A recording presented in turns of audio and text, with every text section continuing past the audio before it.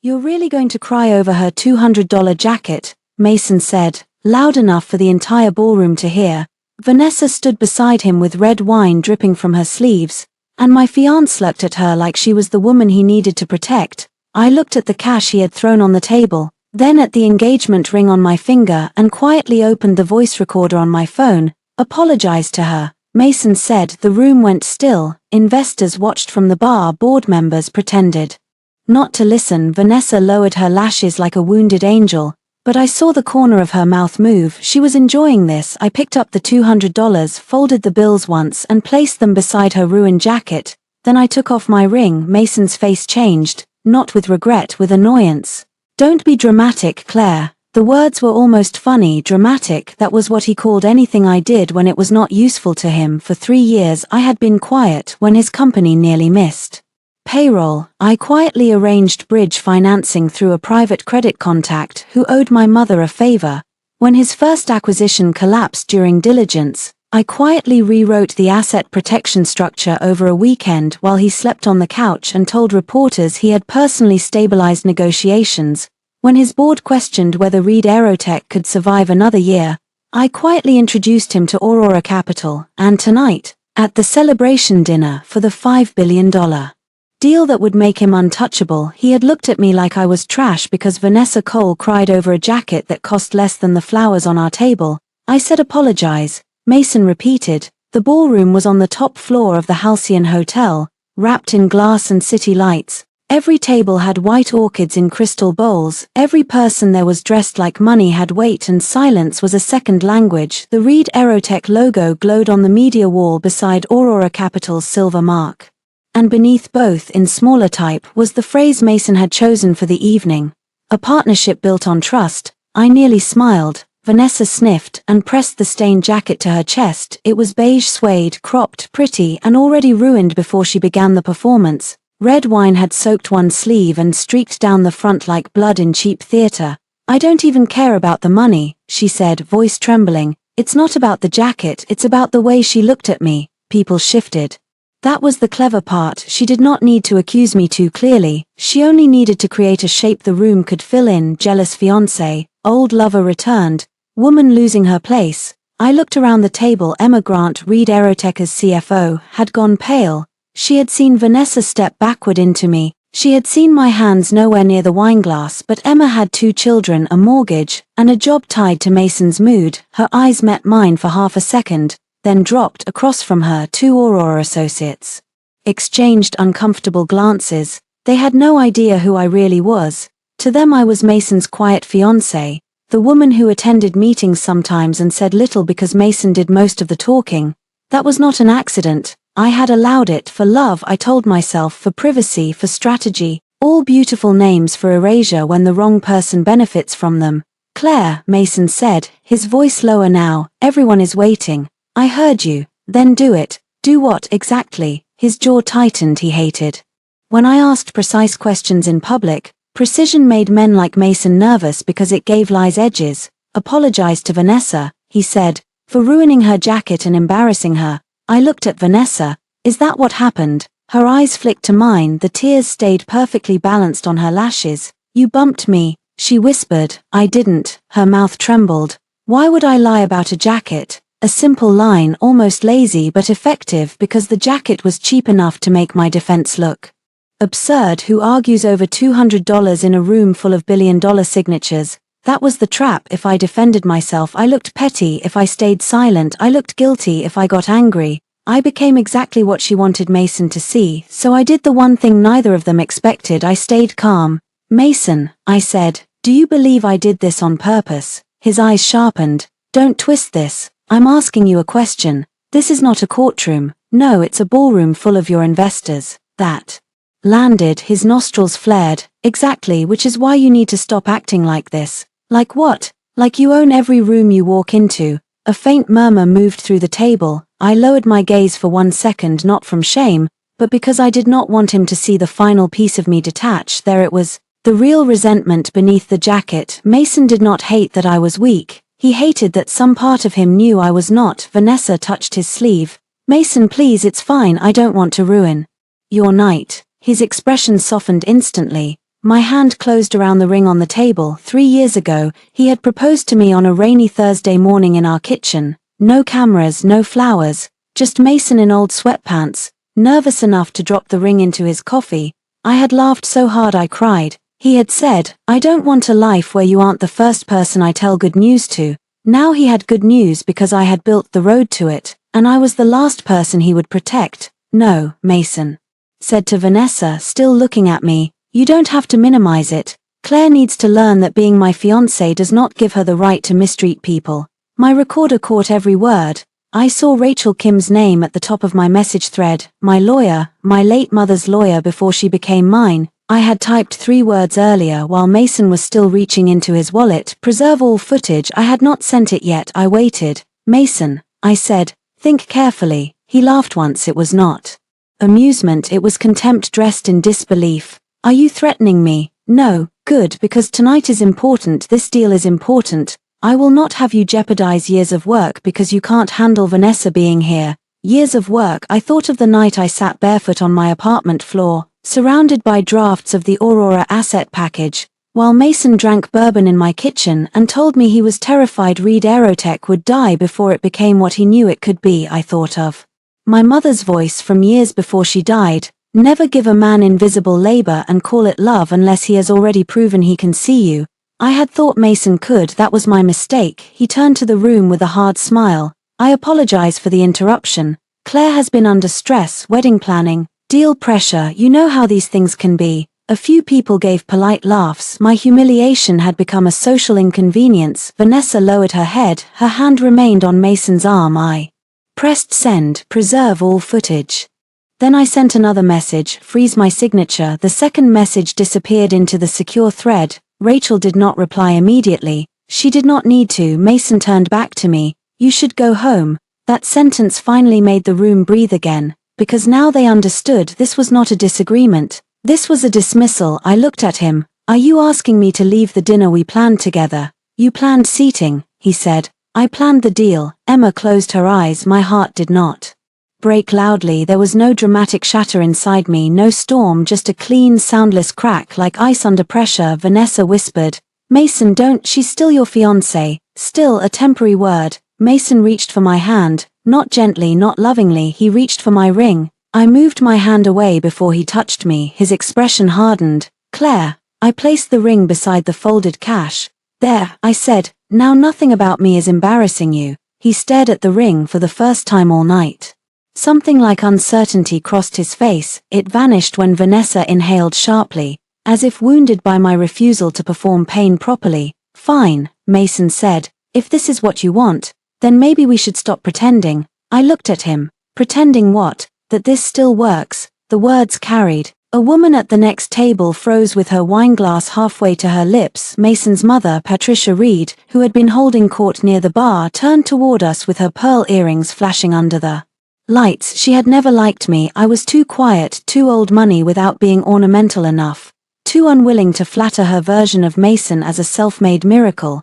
Now she watched with satisfaction barely disguised as concern. Mason continued, "I need someone beside me who believes in me, not someone who competes with every woman who supports me." Vanessa's fingers tightened around his sleeve. I let my gaze drop to her ruined jacket. $200, that was the price of the mask falling. I stood.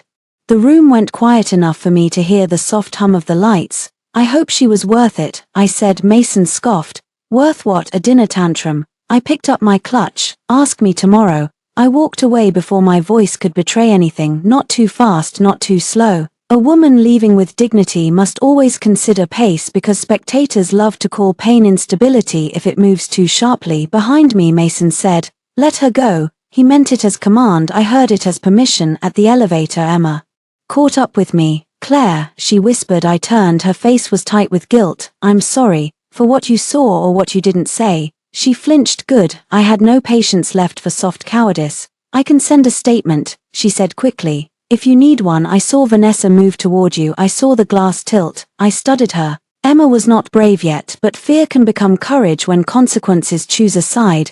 "Save your emails," I said. Her eyes widened. "All of them," I added, "especially the ones Mason changed after I sent draft language." She swallowed. "You know, I wrote them." The elevator opened. Inside, my phone buzzed. Rachel, footage preservation notice sent. Authorization hold initiated. Do not speak to Mason alone. I stepped inside just before the doors closed. I saw Mason across the ballroom. Vanessa leaned into him and he put an arm around her shoulders as if comforting her. Then his phone rang. He looked at the screen. His face changed. The elevator doors closed before I could see more. In the mirrored wall, I saw myself clearly. Black dress, bare left hand, no tears. I had entered that ballroom as Mason Reed's fiancée. I left as Claire Bennett, and tomorrow everyone would learn the difference.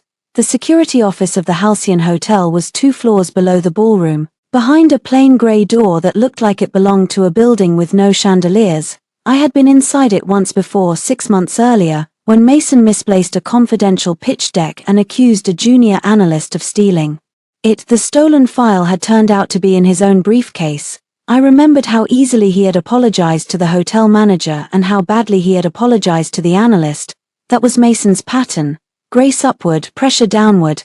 Now the same office smelled like burnt coffee and printer paper, and Luis Moreno, the night security supervisor, looked as if he would rather be anywhere else. Ms. Bennett, he said, I received the preservation notice from Ms. Kim. Legal has confirmed we should secure all footage from the ballroom, corridor, service entrance, and elevators. Thank you. He glanced toward the bank of monitors. Do you want to wait for your attorney? She's on her way. I'd like to see enough to know what we're preserving. Lewis hesitated, not because he wanted to protect Mason, because men in uniforms understood hierarchy. The Reed event upstairs had the hotel crawling with executives, donors, investors, and people who could turn a supervisor's career into a bad week. I opened my clutch and removed my ID, not the one with Mason's address, my Bennett Legacy Trust credential. Lewis's expression changed when he saw the seal.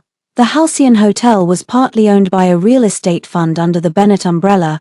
I had never used that fact socially. I hated people who weaponized ownership to frighten staff, but tonight evidence mattered more than modesty. I'm not asking you to break policy, I said. I'm asking you to follow it carefully. He nodded, understood. He typed quickly. The ballroom footage appeared on the center screen. No music, no voices, just silent images. There we were, table 7, Mason standing beside Vanessa, laughing at something she said, me returning from a conversation near the Aurora table. A server passed behind me with a tray of red wine. Vanessa looked at me, then at the tray. I leaned closer. Vanessa moved first, not stumbling, not being bumped. She stepped backward into my path, picked a glass from the edge of the passing tray with her right hand and angled her wrist toward her own sleeve. Red wine splashed across the jacket, then she dropped the glass, then she turned, mouth opening in a perfect silent cry. Lewis muttered, "Damn." I said nothing. The footage kept going. I watched Mason move instantly toward her, not me. I watched Vanessa clutch his arm. I watched myself speak once, twice. With my hands visible and empty, I watched Mason reach into his wallet and throw cash on the table.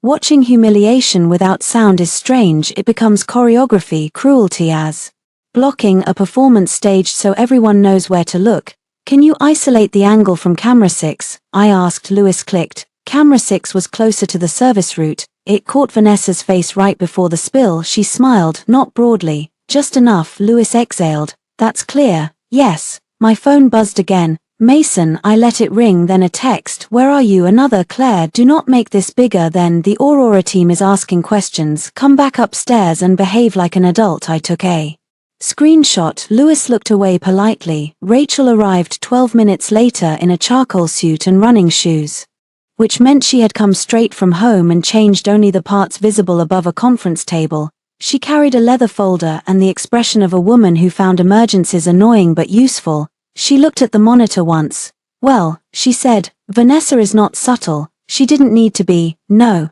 She just needed Mason predictable. That hurt because it was true. Rachel turned to Lewis. We'll need preserved copies with chain of custody documentation, ballroom, corridor, elevator, parking level, and any service hall footage for 30 minutes before and after the incident. Also badge logs if applicable. Lewis nodded. Legal is already preparing the export. Rachel looked at me. Did you speak to Mason after you left? No. Good, keep it that way. As if summoned by poor judgment, my phone rang again. Mason. Rachel held out her hand. Speaker, recorder on. I answered. Mason. Where the hell are you? he snapped. Rachel raised one eyebrow. In the hotel, you need to come back upstairs, Daniel.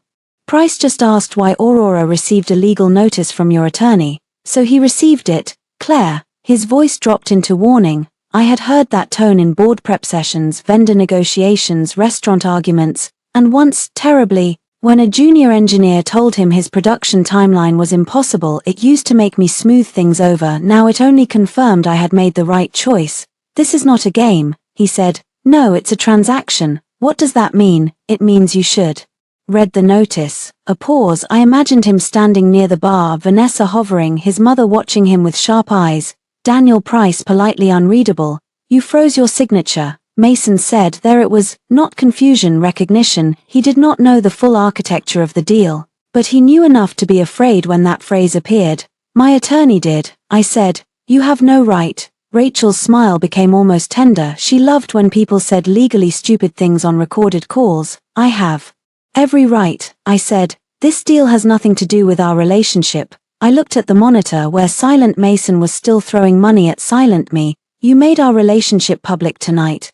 Because you humiliated me. No, Mason, I disappointed your performance. He breathed sharply. You are being vindictive. Am I? Yes, over a jacket. Over a jacket. He still thought that was the story. I looked at Rachel. She gave a tiny shake of her head. Not yet, so I said, then you should have no problem explaining that to Aurora. His voice tightened. Where are you exactly? I hung up. 10 seconds later he called again. I declined. Rachel nodded. Very good. Lewis exported the files while I sat in a plastic chair and watched footage from the corridor. Vanessa before the spill, Vanessa after the spill. Vanessa walking past a mirrored panel later, wiping her face dry and checking her reflection. At one point she pulled out her phone and typed quickly. Rachel noticed.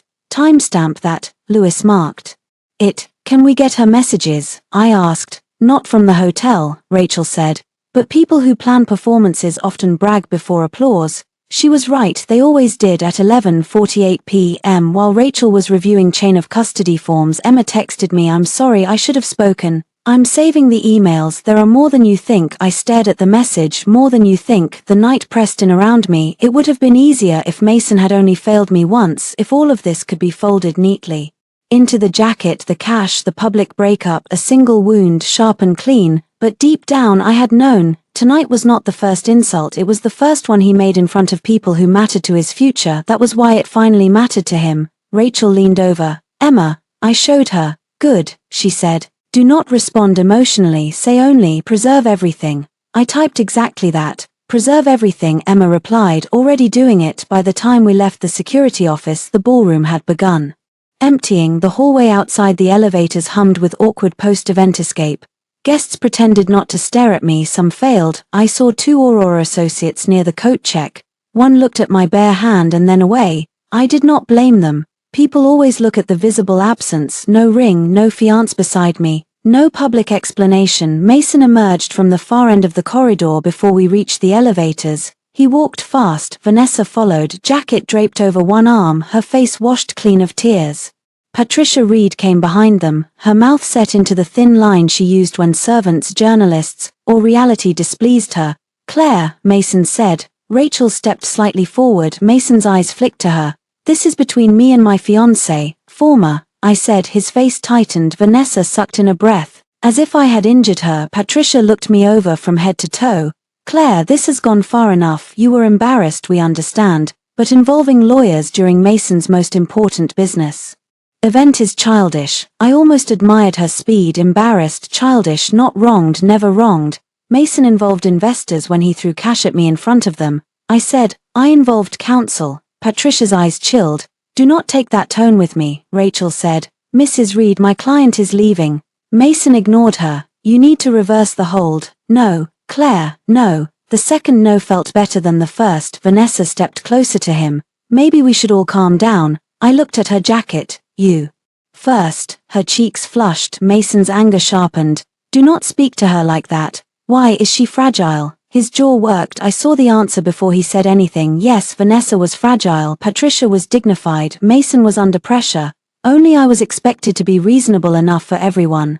I don't know what you think this proves, Mason said, voice low, but Aurora will not tolerate emotional interference, neither will my board. Then tell them the truth. that you tried to sabotage a $5 billion deal because I called off our engagement." Rachel laughed softly. Mason's gaze snapped to her. She smiled. "Please do put that in writing." He looked back at me. "You are making a mistake." "No," I said. "I made one 3 years ago. Tonight I corrected it." That hit him finally, not enough to make him sorry, enough to make him want control back. He stepped closer. "Claire, listen to me. Whatever you think you are doing, this will hurt you too. You are tied to me, publicly, financially, socially. If I go down, people will ask why you were standing beside me for years. I'm counting on that." For the first time, real uncertainty crossed his face. Patricia saw it and moved in. "You ungrateful girl," she said quietly. "My son made you visible before him. You were just another trust fund daughter hiding behind your family name." Rachel's eyes narrowed. I lifted a hand slightly to stop her. Patricia Reed wanted a fight she understood, a social fight, a status fight, a fight where she could imply I was spoiled, cold, ornamental, dependent. I refused to enter her room. "Good night, Patricia." Her face went rigid. I walked toward the elevator. Mason caught the door before it closed. "Claire." I looked at his hand on the metal. There was a time I loved that hand. The lean fingers, the old scar near his thumb from fixing a motorcycle in college, the way he used to tap rhythms against my knee during long flights. Now that hand was only a barrier. "Move." He stared at me. "You won't really do this." That was the heart of it. He had seen me hurt. He had seen me angry. He had seen me disappointed, exhausted, quiet, forgiving. He had never seen me leave with the key in my own pocket. I smiled. "Watch me." His hand dropped. The elevator doors closed. Rachel stood beside me, silent until we reached the lobby. Then she said, "How much do you want to burn?" I watched my reflection in the elevator doors, bare hand, steady eyes, voice recorder saved, video preserved, authorization frozen. "Not burn," I said. Rachel glanced at me. "I want daylight." Outside, the city was cold and silver taxis. Sliding through late-night traffic, Rachel's car waited at the curb as I got in.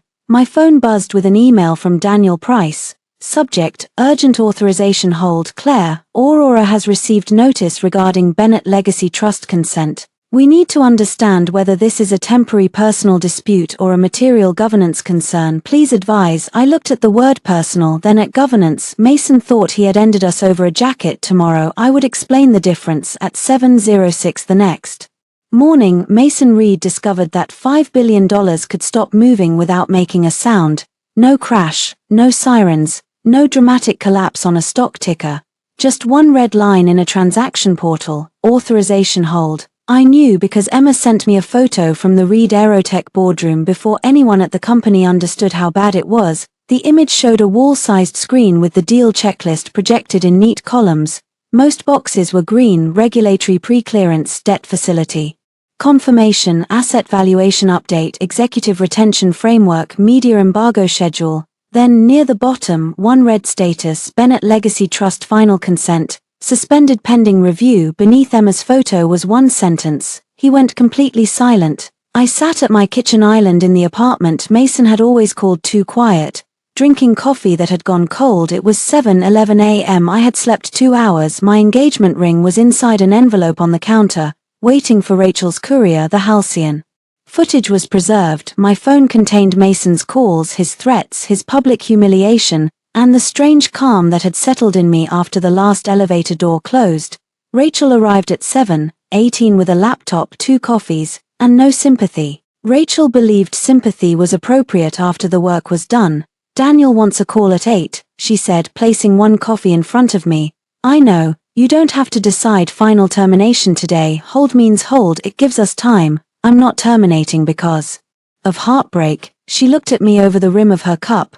"Good, because heartbreak alone is expensive but not always strategic. I'm suspending because Mason proved a governance risk." Excellent sentence. Use that. I almost smiled. Rachel opened her laptop and pulled up the transaction structure. The $5 billion deal had not started as Mason's triumph. It had started as a rescue disguised as expansion. Reed Aerotech owned brilliant drone navigation technology, valuable defense-adjacent patents, and manufacturing relationships that looked impressive in investor decks.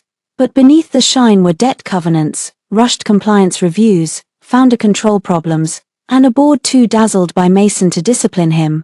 Aurora Capital wanted the technology. Bennett Legacy Trust controlled a land and infrastructure portfolio needed for the merged operating plan. My mother's trust also held convertible notes from an early emergency financing round Mason still did not fully understand because I had made sure the terms protected him, not exposed him.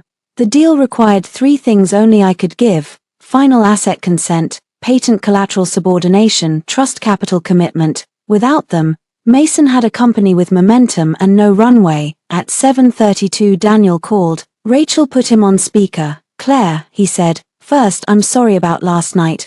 Daniel Price did not waste words. He was in his 40s, calm and professionally allergic to drama. If he mentioned feelings first, Aurora was nervous. "Thank you. Second, I need to know if the hold reflects a temporary dispute with Mason or a material concern that affects the transaction."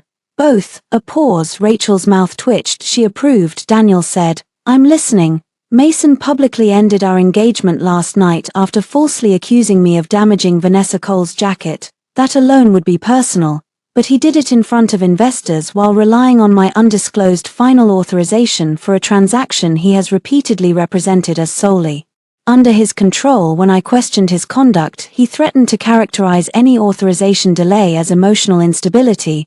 Daniel was silent for 2 beats. Then, "Do you have evidence?" "Yes." "Of the incident or the threat?" "Both." "Also evidence of misattributed work product and potential board disclosure issues?"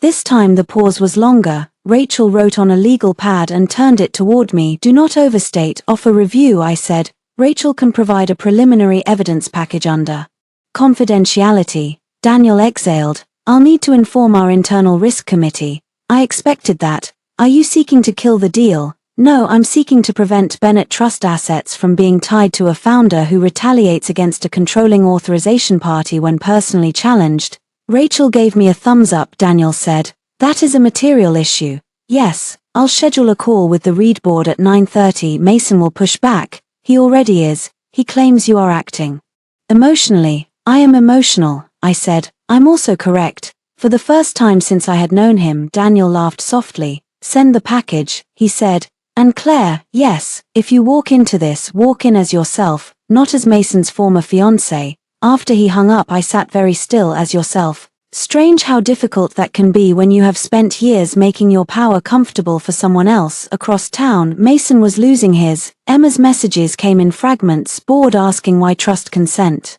matters this late. Mason says it's a misunderstanding. Vanessa is here. Why is she here? Patricia just arrived. I stared at that last one. Of course Patricia arrived. Mason might be 32, founder of a company, darling of investor profiles, but when his world tilted, his mother still came to hold the walls upright. Rachel prepared the preliminary package. Item 1, preservation notice for halcyon footage. Item 2, still images from camera 6 showing Vanessa's intentional motion. Item 3, transcript of Mason throwing cash and demanding apology. Item 4, call recording from the hotel hallway, where Mason accused me of jeopardizing years of work and demanded reversal of the hold. Item 5, emails showing Claire Bennett's involvement in transaction documents. We held back the heavier files, not because we lacked courage, but because timing is part of evidence. Too much truth at once gives liars room to call it chaos. At 9:24 Mason called. Rachel shook her head. I let it go to voicemail. At 9:25 Patricia called. I blocked the number. At 9:26 Vanessa texted. "I hope you're proud of yourself. He needed this night." I screenshotted it and set the phone down. He needed this night. That was the gospel of women like Vanessa. His need sanctified everything. His ambition excused cruelty. His stress erased betrayal. His public image mattered more than my private cost. At 9:30, the board call began. Rachel and I joined from my apartment. Daniel joined from Aurora. Mason joined from Reed Aerotech headquarters with the board, Emma, outside counsel, and inexplicably Vanessa. I knew because her name appeared briefly as a participant before someone changed it to guest. Rachel saw it too. "Oh, that's deliciously stupid," she murmured. The screen opened to Mason seated at the head of the boardroom table. Jaw tight, hair perfect, navy suit immaculate. He looked like a man prepared to convert panic into authority. Patricia sat behind him near the wall, not on camera at first, but visible in the reflection of the glass. Emma sat 2 chairs away from Mason, face pale but composed. Daniel began. Thank you everyone. Aurora called this meeting because Bennett Legacy Trust has suspended final consent. Until this is resolved, we cannot proceed towards signing. Mason leaned forward. This is a personal dispute, Claire, and I had an argument last night. She's upset. I'm sorry. Aurora was dragged into it. My face appeared on the screen. Mason's eyes flickered. He had expected Rachel, not me. I said nothing yet. Daniel said, Ms. Bennett, please summarize the basis for the hold. Ms. Bennett, not Claire. Not Mason's fiancée. Mason's jaw shifted. I looked directly into the camera. Bennett Legacy Trust suspended consent because events last night raised concerns about Reed Aeroteca's founder governance, disclosure accuracy, and retaliatory conduct toward a material authorization party. A board member named Howard Lee frowned. Forgive me, Ms. Bennett, material authorization party. Mason interrupted. Claire has been involved informally. Rachel smiled like a shark. I said, no, I hold final consent. Authority for Bennett Legacy Trust's asset and capital commitments tied to this transaction. Silence, not normal silence, corporate silence, the kind where everyone is mentally reviewing every dismissive thing they have said in front of you. Howard looked at Mason. You told us the trust consent was procedural, Mason said. It is. Daniel spoke. It is not. That landed harder than anything I could have said. Mason's face flushed. Daniel, with respect, Claire is weaponizing a private breakup. I clicked share screen. Rachel had warned me not to enjoy this. I did not enjoy it, not exactly. I needed it. The first image appeared Vanessa in camera 6 lifting the wine glass toward her own sleeve. A small gasp came through someone's microphone. Vanessa's voice off camera said, that angle is misleading. I looked at the participant list. Guest had unmuted. Ms. Cole. Daniel said, voice ice cold. Are you part of Reed Aeroteca's executive team? Mason said, she's advising communications. Emma closed her eyes again. Rachel made a note. I changed the screen to the second image. Vanessa smiling 1 second before the spill. Then the audio transcript. Mason's voice from the recording apologized to her.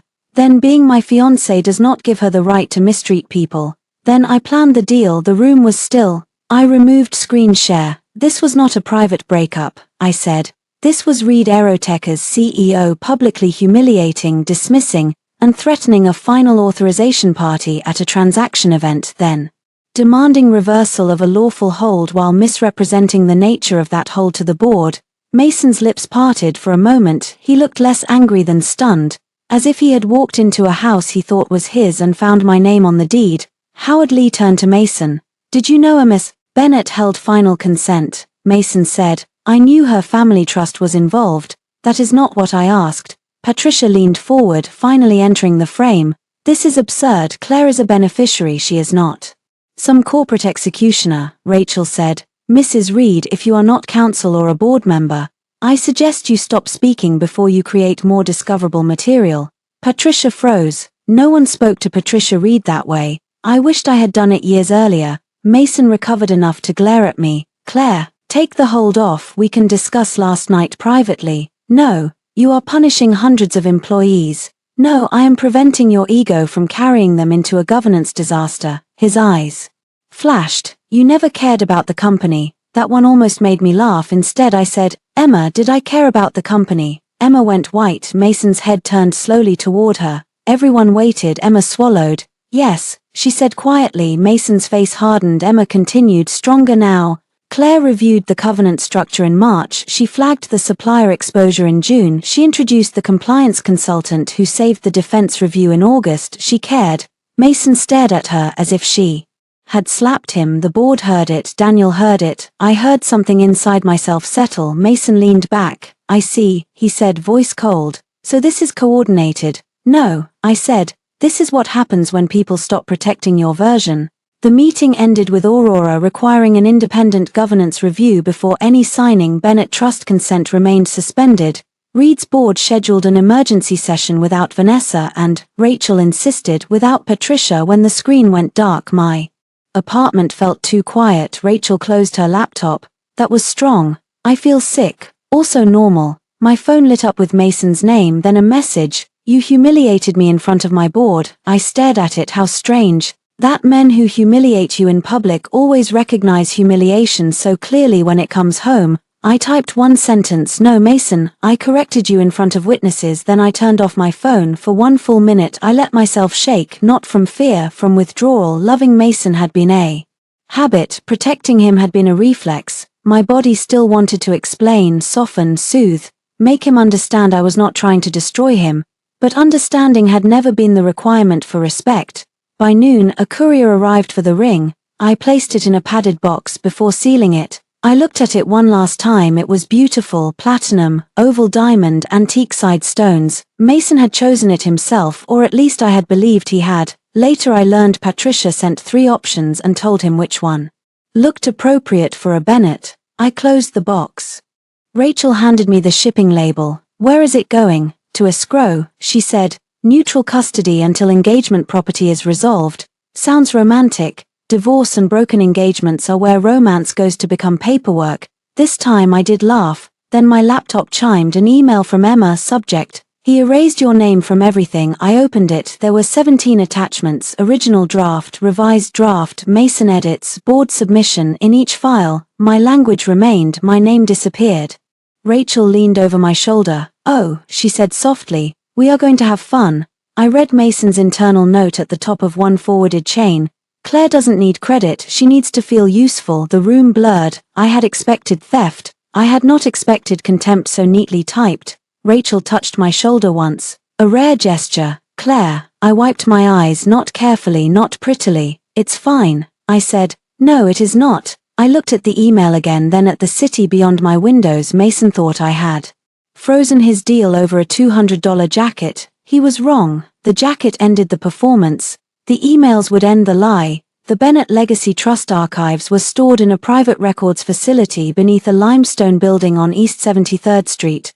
No sign outside, no logo, just a brass plaque with a street number and a doorman who had known my mother's coffee order for 20 years. I had avoided the place for months after she died. Everything inside smelled like cedar, paper, and the version of my life where she still answered emails at midnight. My mother, Eleanor Bennett, had built the trust from inherited money, yes, but she had hardened it with discipline. She believed wealth was not virtue, but responsibility forced into legal structure. Never confuse access with ownership.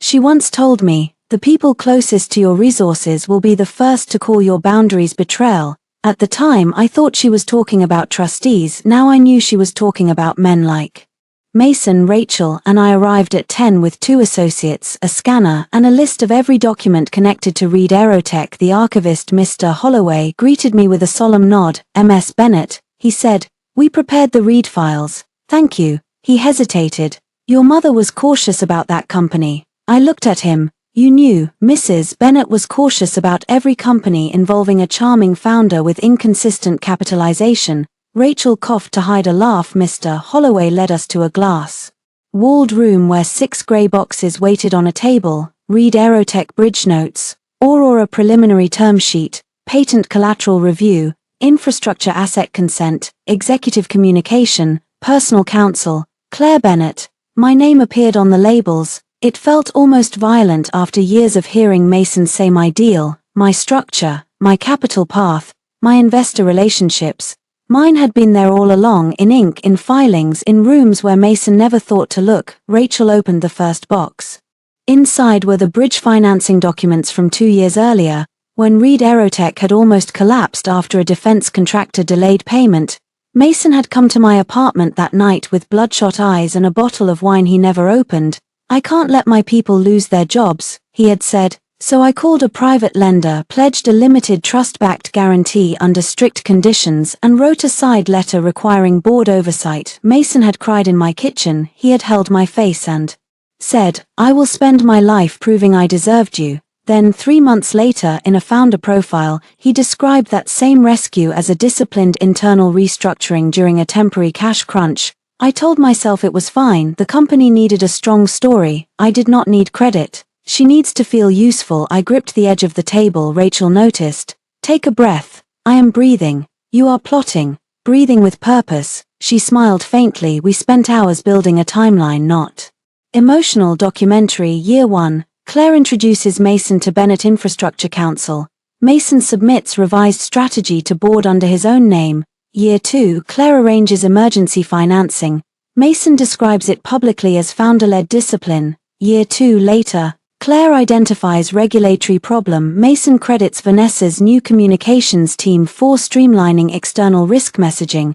Though Vanessa had not joined yet. Year 3, Claire negotiates Aurora relationship quietly. Mason tells investors Aurora approached him after tracking his growth. Every file had 2 stories, the real one and Mason's at one. Daniel Price joined by secure video. He looked tired. Reed's board is rattled. He said, they should be. They are requesting a path to cure. Rachel leaned forward. Cure requires disclosure. Daniel nodded, agreed, but I need clarity. Claire, are you willing to continue any version of this transaction if Mason remains CEO? No, the answer came before grief could dress it up. Daniel did not look surprised. And if the board removes him from transaction control, I would consider a governance restructure. Rachel looked at me sharply, but I held up a hand. Consider, I repeated, not promise. Daniel's mouth curved. Understood. This was important. I did not want to destroy Reed Aerotech for the sake of spectacle. There were engineers, designers, factory workers, compliance staff, people whose livelihoods had nothing to do with Mason's cruelty. I did not owe Mason a company, but I also did not need innocent employees as collateral damage to prove I had power. Power used only for revenge becomes another cage. I wanted clean lines. Mason removed from control, evidence disclosed, Bennett assets protected, my name restored, my relationship ended. Those were the lines. At 3, my phone, which I had turned back on for business, filled with messages from people who had been in the ballroom. Some were apologies. I had no idea what happened. I should have said something. Some were cautious. Hope you're okay. Last night was uncomfortable. Uncomfortable, a word people use when they mean cruel but do not want responsibility. Some were fishing. Is it true you froze the deal? Wow, didn't know you had that kind of authority. Then there was one from Patricia. You are embarrassing yourself and hurting Mason because your pride was wounded. Eleanor would be ashamed of this pettiness. I stared at my mother's name for a second. Heat flooded my face so fast I thought I might be sick. Rachel saw my expression. Who? I handed her the phone. She read it. Block her. No, Claire, no. She writes like a woman who will eventually say the quiet part in a useful way. Rachel considered. Fair. I responded with nothing. Patricia did not deserve my mother's name in conversation. By late afternoon, we found the document that mattered most, a confidential side letter to the Aurora transaction. I had signed it 6 months earlier. Mason had not. He had never been allowed to. The side letter stated that Bennett Legacy Trust's final consent could be suspended if any material governance risk arose involving executive misrepresentation, asset misuse, retaliatory conduct toward a trust representative, or undisclosed conflicts affecting the transaction. Rachel placed it flat on the table and tapped the clause. There, material governance risk, not heartbreak, not jealousy, not jacket drama, legal ground. I remembered signing it. Mason had been in San Francisco courting a strategic partner. I had sat in Rachel's office reading every line, my mother's old fountain pen in hand. Do you think I'll ever need this? I had asked Rachel. She had answered, I hope not, but love is not an internal control. I had rolled my eyes. Now those words looked prophetic. Rachel scanned the side letter. We send this to Aurora and Reed's independent counsel tonight. What about Mason? He'll see it when his lawyers do. My phone buzzed again, this time Mason, not a call. A text. I know you're angry, but you don't understand what this deal means to me. I read it twice, not what our relationship meant, not what his words had done. The deal, always the deal. Another message arrived. Vanessa feels awful. She says she may have overreacted, but you scared her. If you apologize privately, I can calm things down. I laughed. It came out too sharp. Rachel looked up. I showed her. She stared for a moment, then said, May I? I handed her the phone. She typed, then turned it toward me for approval. Please direct all future communication regarding the transaction to counsel. Personal communication is unwelcome. I pressed send. The response came almost immediately. So now I'm not allowed to speak to my fiancé. I replied myself. You ended the engagement in front of witnesses. Then I blocked him. Not forever, maybe, but for now, for my nervous system, for the part of me that still wanted to explain. As the day ended, Mr. Holloway brought in one final folder. I almost forgot, he said. Mrs. Bennett asked that this be retained with any major relationship-linked transaction. She was very particular. My heart tightened. Inside was a sealed envelope with my name in my mother's handwriting. Claire. I opened it carefully. The letter was short. My darling, If you are reading this in connection with a man you love and a contract he needs, pause before you sign anything that costs you silence. A worthy partner will not require you to become invisible to protect his pride. If he does, do not confuse the loss of him with the loss of your future. You were a whole person before anyone chose you. Remain one after. Love, Mom. I sat down. No one spoke. Even Rachel looked away. I read the letter again, then once more. A worthy partner will not require you to become invisible to protect his pride. That was the wound beneath all the others. Mason had not only chosen Vanessa at the ballroom, he had chosen my invisibility for years. He chose it when he took credit, when he let his mother minimize me, when he let investors assume I was decorative, when he threw cash on the table and told me to apologize for a lie because my dignity mattered less than his performance. I folded the letter and placed it in my bag. Rachel said softly, "You okay?" "No." "Good answer." I looked at the boxes. "Send the side letter." She nodded. "And prepare a disclosure package for the read board. All of it." "Enough." Rachel smiled. "You're learning." Outside, evening had fallen. The building lobby glowed warm against the dark street. As I stepped out, a car pulled up sharply at the curb. Black Range Rover, Mason's. He got out before his driver could open the door. He looked like he had not slept. Good suit, bad eyes. "Claire."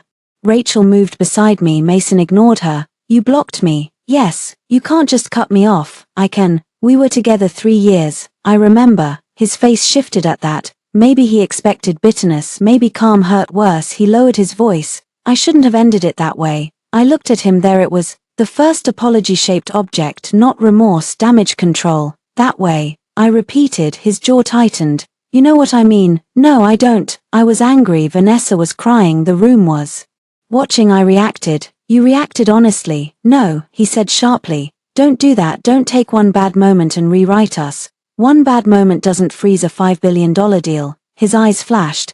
"So it is revenge?" "No, it's recognition." "Of what?" "That you are dangerous when embarrassed." He stared at me. A car passed, headlights sliding over his face. "That is not fair," he said. I stepped closer, not enough to be intimate, just enough that he could not pretend I was speaking to the sidewalk. "You threw money at me in a room full of people because a woman you used to love cried over a jacket she ruined herself. Then you demanded that I protect your deal after you publicly stripped me of respect. If that is what you do when embarrassed, why would I trust you with my family's assets?" His mouth opened, closed. For once, no immediate answer. Rachel said, "Mr. Reed, all further transaction communication should go through counsel." He looked at her then, hatred clear. "This is between us." I shook my head. "That is what you never understood. The moment you built your company on my invisible work, there was no clean line between us and business.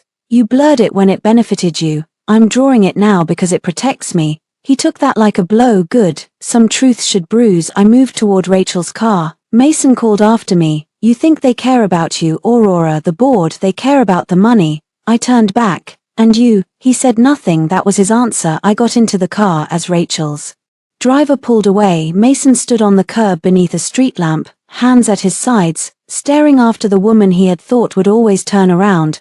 I did not. Vanessa Cole cried beautifully online. That was my first thought when Rachel sent me the post. It appeared at 8:12 the next morning on an account that usually featured curated outfits, soft launch restaurant dates, and inspirational captions stolen from women who had actually suffered. The photo showed Vanessa sitting on a cream sofa wrapped in the ruined beige jacket. Her hair was loose, her makeup was minimal in the expensive way, her eyes were red enough to suggest tears but not swollen enough to disturb symmetry. The caption read, "I never wanted to speak publicly about a private hurt, but last night I learned how cruel powerful people can be when they feel threatened." It was never about a jacket. It was about being reminded that some women believe money gives them permission to humiliate anyone they see as beneath them. I hope someday kindness wins. She did not name me. She did not need to. Within an hour, anonymous gossip accounts had filled in the blanks. Heiress fiancé allegedly attacks CEO's ex at $5B deal party. Old money jealousy explodes over public reunion. Sources say Claire Bennett froze fiancé's deal after jacket incident. By 10, my name was trending in circles I had spent years avoiding. I sat in Rachel's conference room watching strangers decide who I was: spoiled, cold, jealous, powerful, pathetic, a trust fund bully, a woman scorned, a rich girl who could not handle competition. Rachel placed a cup of tea in front of me. "Do not read comments." "I'm not." You are literally reading comments. I'm observing narrative formation. You are doom scrolling with illegal vocabulary. I set the phone down. She's good. At manipulation, yes. At choosing the battlefield. Rachel nodded. She picked morality, not facts. That's why we don't respond with emotion. We respond with evidence when timing serves us. I hated that she was right. My fingers itched to post the footage to show the exact angle where Vanessa tipped the glass toward her own sleeve to let the world watch her tiny smile before the performance. But evidence released too early becomes content. Evidence released at the right time becomes consequence. Do we know who leaked the deal hold? I asked. Not yet. But Vanessa's caption mentions powerful people and private hurt. She knew enough to frame you before the business press did. Mason, maybe, or Patricia.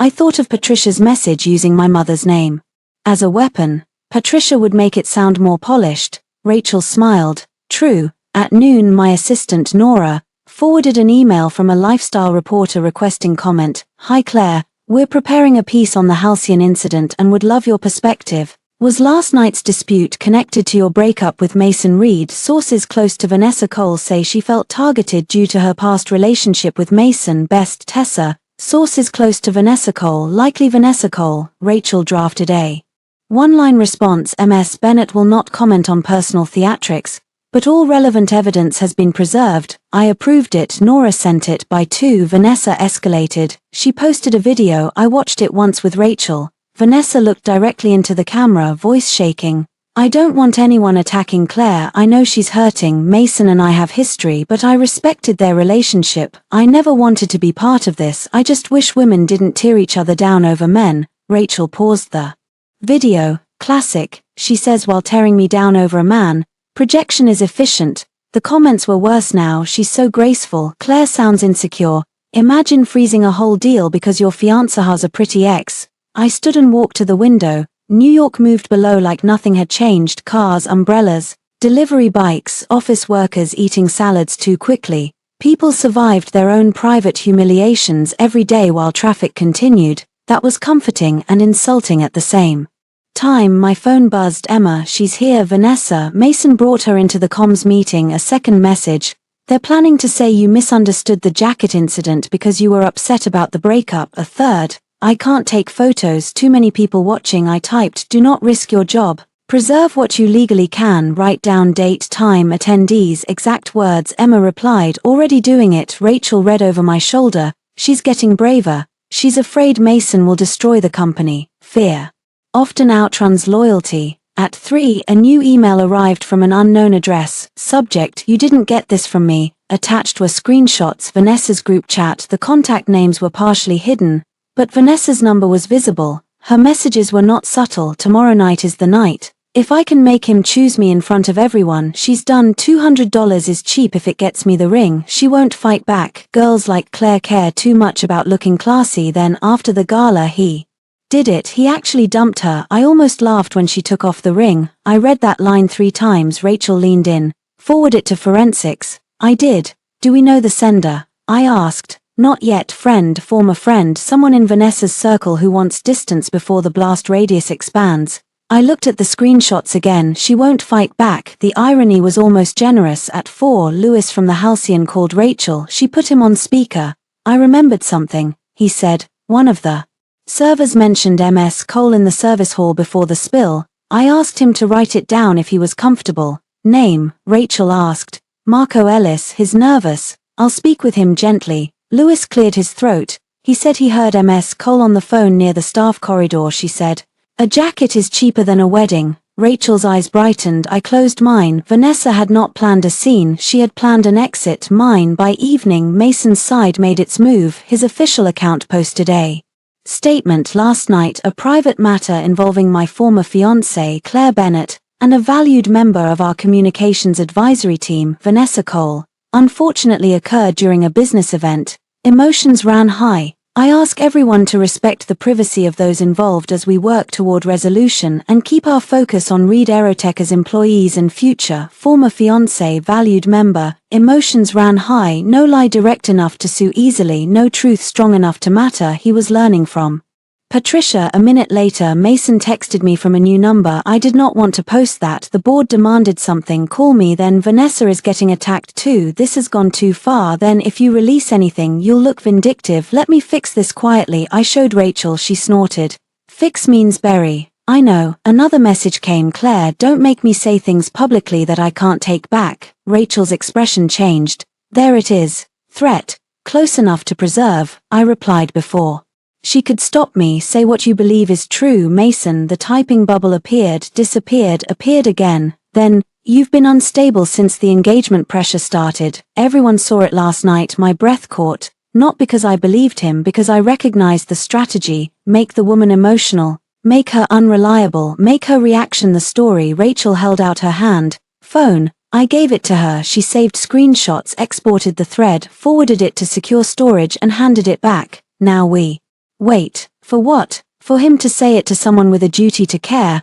That happened faster than expected. At 7:40 p.m. Emma sent an audio file. I stared at it, then a text followed. New York is one-party consent. I checked. He said this in my office with me present. I'm scared, but you need it. Rachel whispered, Emma, you beautiful terrified genius. We played the file. Mason's voice came through first, tense and low.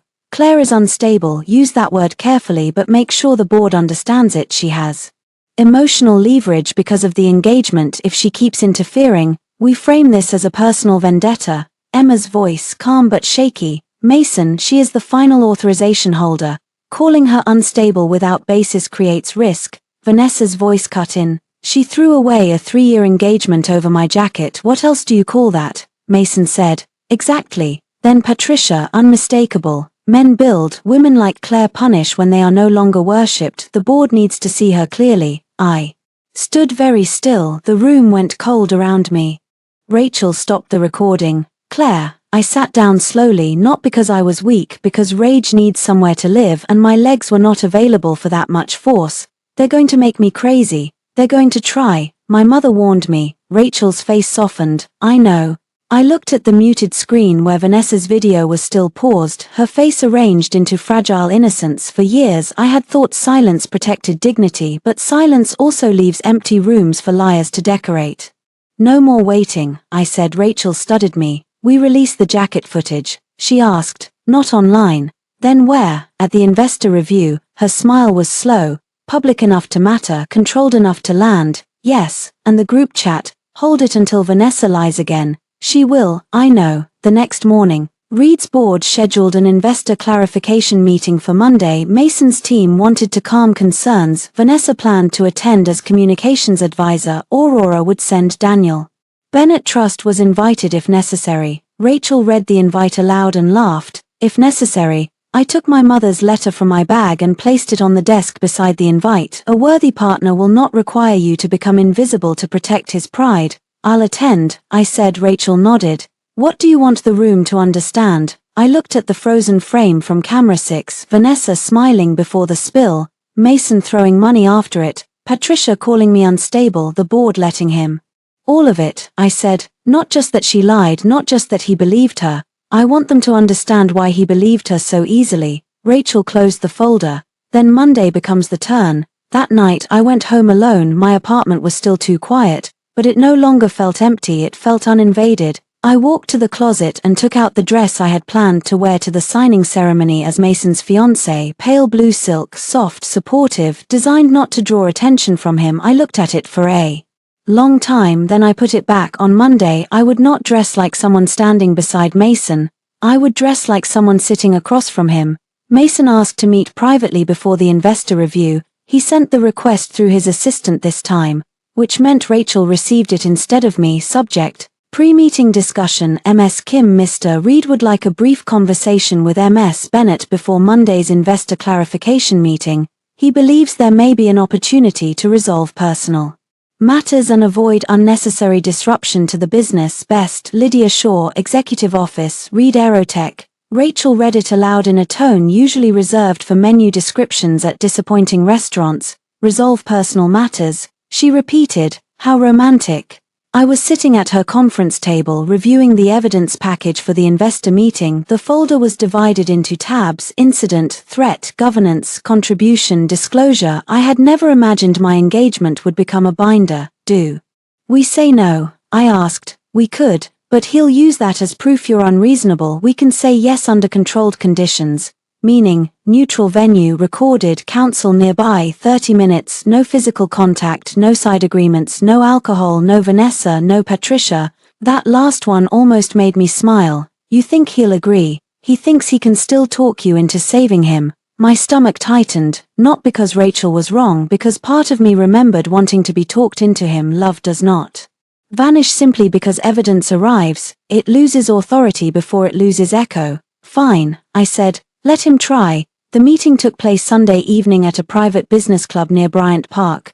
Rachel booked the smallest conference room, ugly enough to prevent nostalgia: grey carpet, frosted glass, a round table with 4 chairs, a pitcher of water, no view. Mason arrived alone, 10 minutes late, wearing a black sweater instead of a suit, a calculated choice: softer, less CEO, more man. I used to wake beside on quiet Sundays. Rachel stayed in the adjacent room with the door cracked, recording equipment running. Mason saw it and frowned. Is that necessary? Yes, I said. He looked at me. I had chosen a dark green blazer, black trousers, no jewelry except my mother's watch. My left hand looked bare and final. You look tired, he said. Not a good opening. His mouth tightened. I'm trying not to fight. Then don't. He sat across from me for a moment. Neither of us spoke. The silence brought back too much morning coffee, airport lounges, his head in my lap after bad board calls. The night he called me from a factory floor in Ohio, voice shaking because the first prototype had flown. I had loved him. That was the worst evidence against him. Not that he fooled a woman who was careless, that he wounded someone who had seen his fear and stayed. Mason leaned forward. I handled the other night badly. I said nothing. I was angry. Vanessa was upset. The timing was impossible. The timing, the deal, the room, everything.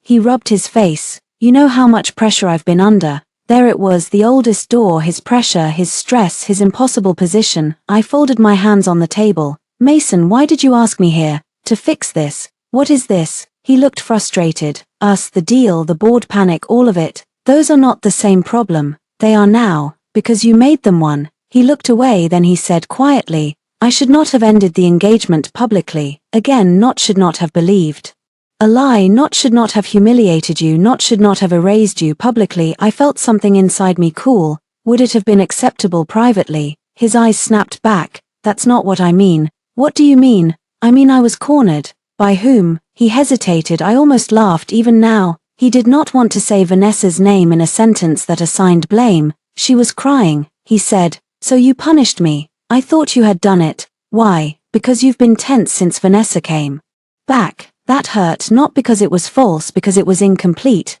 Yes, I said, I was tense because my fiancé brought his ex-girlfriend into his company, gave her access to our business events, let her touch him in public, and told me I was insecure whenever I asked for boundaries. His face flushed. She was helping with communications. She was helping herself.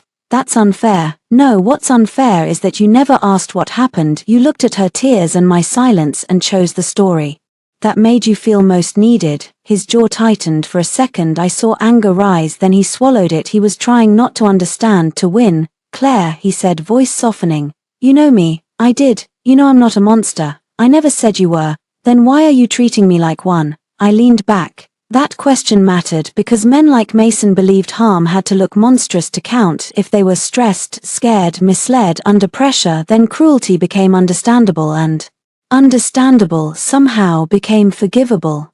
I am treating you like a risk, I said. He flinched. That's worse. For the deal, yes. For us. There is no us. His face changed, not dramatically, just enough, a crack behind the eyes. You don't mean that. I do. We had one awful night. No, we had 3 years of me making myself smaller so you could feel self-made.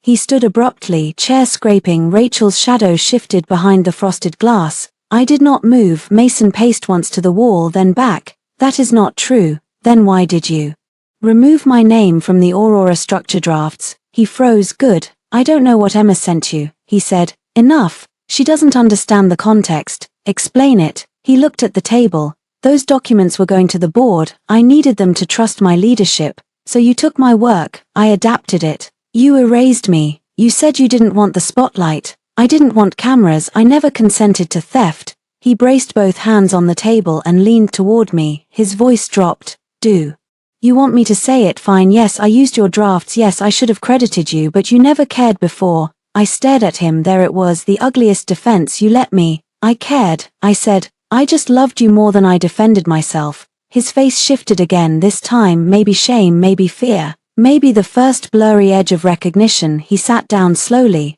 I didn't know you felt that way. You didn't ask, because you always seemed fine. I was useful, you confused the two. Silence. He looked at my bare hand. Where's the ring? With counsel. His throat moved. Claire, no, you don't even know what I was going to say. Yes, I do. His eyes filled with frustration. I am trying to apologize. No, you're trying to reduce the cost. That landed hard. He looked almost wounded. How can you say that? Because you did not ask for this meeting after you threw cash at me. You asked after the hold hit the deal. He opened his mouth, closed it. I nodded once. There it is. His voice roughened. The deal matters, Claire. I know, that's why I protected it from you. He laughed once, bitter. You sound like Daniel. I sound like myself. No, this isn't you. You were never this cold. Cold, another familiar word. When a woman stops absorbing heat for everyone else, people accuse her of becoming ice. I stood. The meeting was over. Mason stood too. Wait. No. He moved toward the door before I could reach it, not blocking exactly but close enough. Mason, I said. He stepped back immediately. At least some instinct still worked. I'm sorry, he said. The words were finally naked. No framing, no timing, no pressure. For 1 second the room softened, then he continued.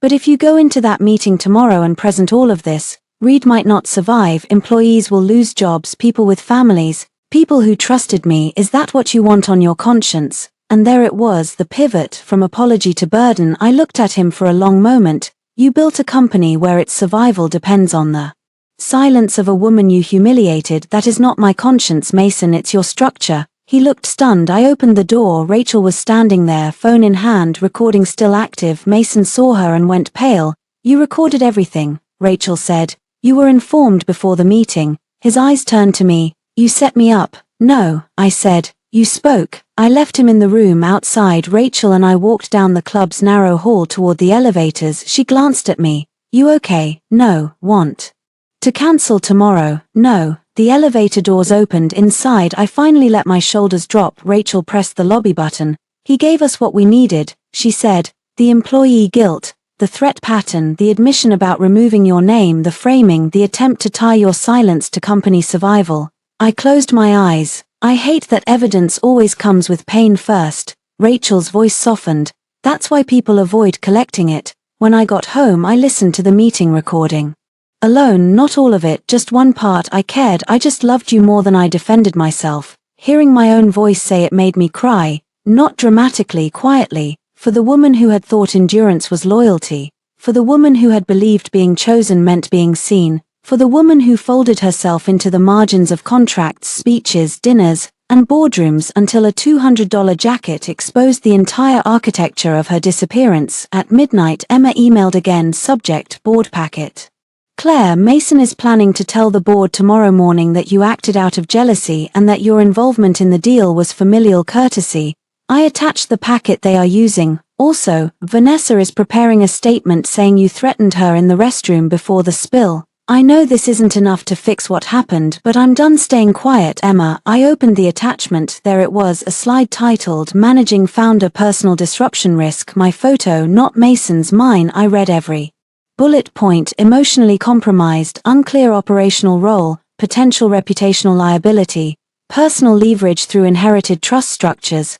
I almost admired the cruelty. They had taken my work, my money, my family's trust, my restraint, my heartbreak, and turned all of it into a risk category. Rachel answered on the first ring. I just saw, she said. Tomorrow, I told her, we show everything, all of it. I looked at the slide again. Personal leverage through inherited trust structures. No, I said, not everything, enough to make them ask what else I have. Rachel was silent for a beat, then she said, your mother would be proud. I looked at the letter on my desk. For the first time since she died. That did not make me ache, it made me stand taller. Monday morning I wore black, not funeral black, Not revenge black, boardroom black, clean lines, no softness for people to mistake as apology. My mother's watch, low heels, hair pulled back, no engagement ring, no necklace. Mason had given me nothing on my body that could be traced to his taste. Rachel arrived with the disclosure binder in duplicate and a digital evidence drive sealed in a Tampa bag. You look terrifying, she said. Thank you. I meant it as praise. I took it as such. The investor clarification meeting was scheduled at Reed Aerotech headquarters, a glass tower in Hudson Yards where Mason's name appeared on the lobby directory in brushed steel. I had walked into that building hundreds of times as his fiancée, his quiet strategist, his almost wife, carrying solutions in my laptop and coffee in my hand. Today the security guard asked for my name, Claire Bennett. He checked the list and straightened. Yes, Ms. Bennett, they're expecting you. They, not he. That difference mattered. Upstairs, the reception area was too quiet. Employees looked up from their desks and quickly looked down again. News traveled through companies faster than legal notices. By now they knew something had shifted. They might not know what, but they could feel the floor moving. Emma met us near the elevators. She looked exhausted. Claire, she said, thank you for the packet. Her eyes flickered. I should have spoken sooner. Yes, she flinched then nodded. I respected that. Not every apology deserved comfort. Some simply deserved acknowledgement. I'm speaking today, she said. You don't have to. I do. Rachel studied her. Have you retained counsel? Emma blinked. Do I need to? Yes, Rachel and I said together. For the first time all morning I nearly smiled. Rachel gave Emma a card. Call her employment counsel. Good, discreet. Emma took it with both hands. The boardroom doors opened. Mason stood at the far end of the long table. He wore a charcoal suit and the expression of a man who had decided remorse was less useful than offense. Vanessa sat to his right in a cream dress, her ruined jacket nowhere in sight. Patricia sat against the wall again, as if motherhood were a board seat. Daniel Price was already there with two Aurora attorneys. Howard Lee sat near the center, flanked by other directors. Outside counsel had a stack of documents and the exhausted look of someone realizing their client had been creative in all the wrong ways. Mason's eyes met mine for 1 second. He looked at me the way he used to before investor pitches, seeking reassurance, asking without asking, "Are we okay?" I looked away first. We were not. Howard cleared his throat. Thank you all for coming. The purpose of this meeting is to clarify material concerns affecting the Aurora transaction and Bennett Legacy Trust consent. Ms. Bennett, Miss Kim, thank you for joining. Mason leaned forward. Before we begin, I want to state clearly that last week's events were personal and painful. I regret that they have interfered with company matters, but Reed Aerotech remains strong, and I am confident we can resolve this without allowing private emotions to derail $5 billion in value. Private emotions, $5 billion in value. There was the speech, polished, founder-ready, investor-safe. Rachel slid a note toward me. Let him finish, Mason continued. Claire has been close to the company through our relationship. That relationship ended abruptly. I take responsibility for my part in that, but I am concerned that her current position reflects emotional distress, not business judgment. He looked at me then, not cruelly, worse, sadly, as if I had disappointed him by failing to remain useful. I waited. Howard turned to me. Ms. Bennett. I opened my binder. My current position reflects the contract Mason signed up for but did not bother to understand. A director coughed. Mason's eyes hardened. I continued. Bennett Legacy Trust consent is governed by the side letter dated October 12th. It allows suspension in the event of material governance risk, misrepresentation, retaliatory conduct toward a trust representative, or undisclosed conflicts affecting the transaction. Rachel placed copies before each board member. Paper moved around the table. Mason stared at the document as if it had appeared from nowhere. This is standard protective language, he said. Daniel spoke. No, it's not. It was negotiated specifically because the trust had concerns about founder concentration risk. The board turned to Mason. He did not look at Daniel, he looked at me. You never told me that. I did. When? In the red line memo you said was too technical and asked me to summarize over dinner. You took 2 calls from Vanessa during that dinner. Vanessa's head snapped up. Mason flushed. A small thing maybe, but boardrooms are built from small exposures. A man who misses protective clauses because he is distracted by his ex is not the man investors want controlling risk. Rachel opened the evidence packet. Item 1. She said, the Halcyon incident. The footage played on the room's large screen. No one spoke. Vanessa watched herself step into my path, lift the glass, angle it, spill the wine, drop the glass and perform shock. The silence afterward was dense. Howard removed his glasses. "Ms. Cole," he said, "is there an explanation?" Vanessa's face had gone rigid. "The angle is misleading." Rachel clicked to camera 6. Vanessa's smile filled the screen. No one needed audio, no one needed interpretation. Mason's jaw flexed. I wondered if he was angry at her for lying or at me for proving it. Rachel moved to the next file. Item 2. Mr. Reed's response. The audio played. Mason's voice filled the boardroom. Apologized to her. "Being my fiancé does not give her the right to mistreat people. I planned the deal." Vanessa stared down at her hands. Patricia's face was stone. Mason said, "I was reacting to what I believed happened." I looked at him. "You believed it because it was convenient." His eyes flashed. Rachel continued before he could answer. Item 3. Subsequent threat communication. The texts appeared. "Don't make me say things publicly that I can't take back. You've been unstable since the engagement. Pressure started." A director whispered something to counsel. Mason said, "Those were private messages during an emotional exchange." Daniel's attorney asked, "Did you have any medical or clinical basis for describing Ms. Bennett as unstable?" Mason looked offended. "I did not mean clinically." "Then what did you mean?" He had no good answer. Vanessa tried to intervene. "Claire did threaten me before the spill." Rachel smiled. I almost felt sorry for Vanessa. Almost. Rachel clicked to the group chat screenshots. "Tomorrow night is the night. If I can make him choose me in front of everyone." She's done. $200 is cheap if it gets me the ring. She won't fight back. Girls like Claire care too much about looking classy. The room went dead silent. Vanessa stood. "Those are private messages." Howard looked at her.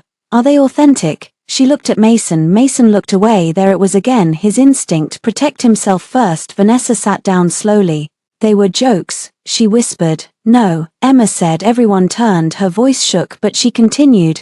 "No, they were strategy. I was in the communications meeting after the incident." Ms. Cole and Mr. Reed discussed framing Claire as emotionally compromised to protect the transaction. Mrs. Reed was present. "I recorded portions of that conversation because I believed it created legal risk." Patricia exploded. "You recorded a private executive meeting." Emma went pale but held her ground. "I recorded threats made in my office about a transaction authorization party." Rachel's expression was pure pride. The audio played. Mason's voice. "Claire is unstable. Use that word carefully but make sure the board understands it." Vanessa. "She threw away a 3-year engagement over my jacket." "What else do you call that?" Patricia. "Men build. Women like Claire punish when they are no longer worshipped." Howard closed his eyes. Daniel looked at the table. Mason said nothing. For a second, I did not feel powerful. I felt tired of how many people had to hear the harm before it became real. Rachel moved to the final section. Item 4. Contribution and disclosure. The screen changed to side-by-side documents. Original draft. Claire Bennett. Submitted board version. Mason Reed. My asset protection language, my regulatory risk map, my financing path, my name removed from each. Rachel did not need to exaggerate. She simply showed the documents, then she showed Mason's forwarded note. "Claire doesn't need credit, she needs to feel useful." The words hung above us, bigger than the room. I heard someone inhale sharply. Mason finally spoke. "That was taken out of context." I looked at him, then put it back. His face darkened. "What? Put it back in context." "Explain what context makes that sentence respectful." He looked at the screen, then at me, then away. No answer. Of all the evidence, that was the one that changed the room most. The jacket proved Vanessa lied. The threats proved Mason retaliated. The side letter proved legal grounds. But that sentence proved the heart. "Claire doesn't need credit, she needs to feel useful." It showed them how he saw me when I was helping him, not as a partner, as a resource that enjoyed being used. Howard pushed his chair back slightly. "I think we need a session without Mr. Reed, Ms. Cole, or Mrs. Reed present." Mason stood.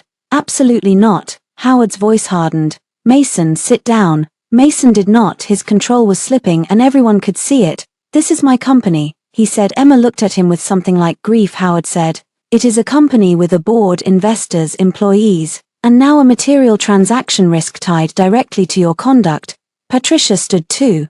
"This board would not exist without my son," Daniel said quietly. "The transaction will not exist with him in control under current circumstances."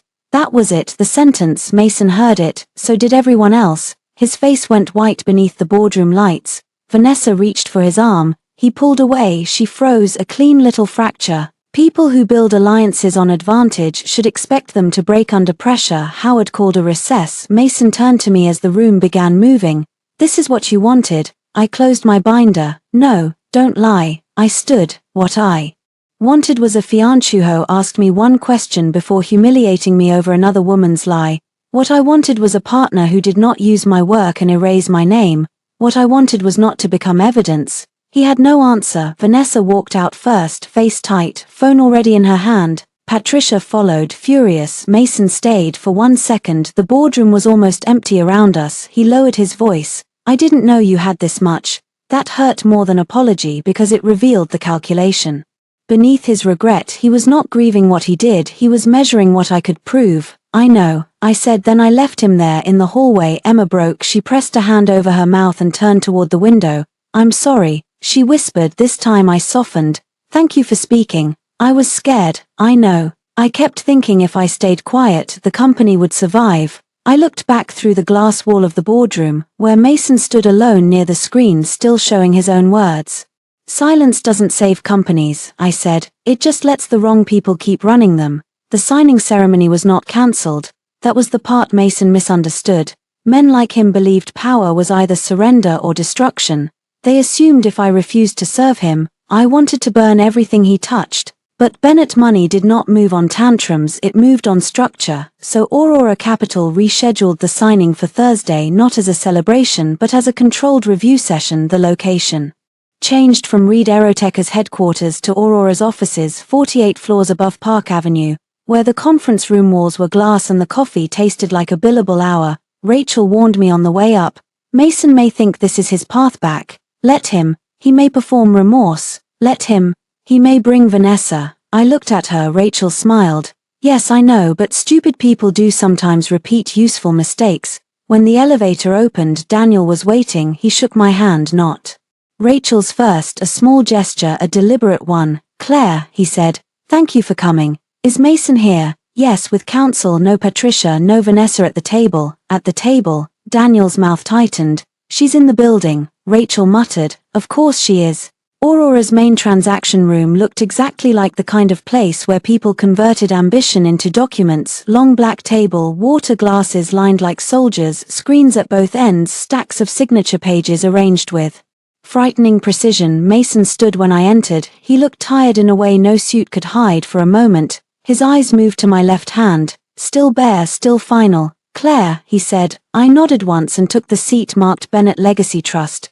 Not beside him, across. I saw him register that. Good. The room filled slowly. Aurora Council, Reed's independent counsel, 3 board members including Howard, Emma now with her own employment attorney seated behind her, Daniel at the head, Mason at Reed's seat but not alone. His authority had acquired supervision. On the screen was the revised agenda: transaction continuity review, governance remediation, consent conditions, not signing ceremony. Mason read it with a clenched jaw. Daniel began.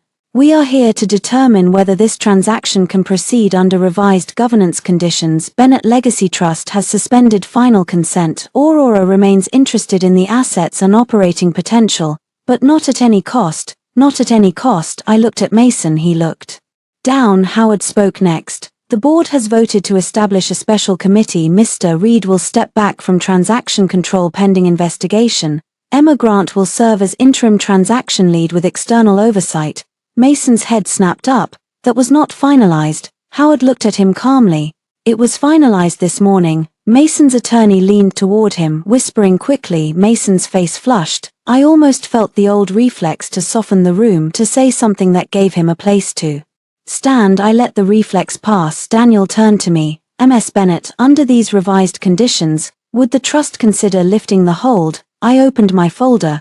Consideration requires 5 conditions. Rachel slid copies down the table. First, written correction of prior board materials to identify my contributions and Bennett Trust's authority accurately. Second, withdrawal of any statement describing my actions as emotionally unstable, vindictive, or personal sabotage. Third, preservation and review of communications involving Mason Reed, Vanessa Cole, And Patricia Reed related to the Halcyon incident and transaction hold. 4th, removal of Mason from Unilateral Transaction Authority. 5th, written acknowledgement that Bennett trust consent cannot be conditioned on personal relationship status.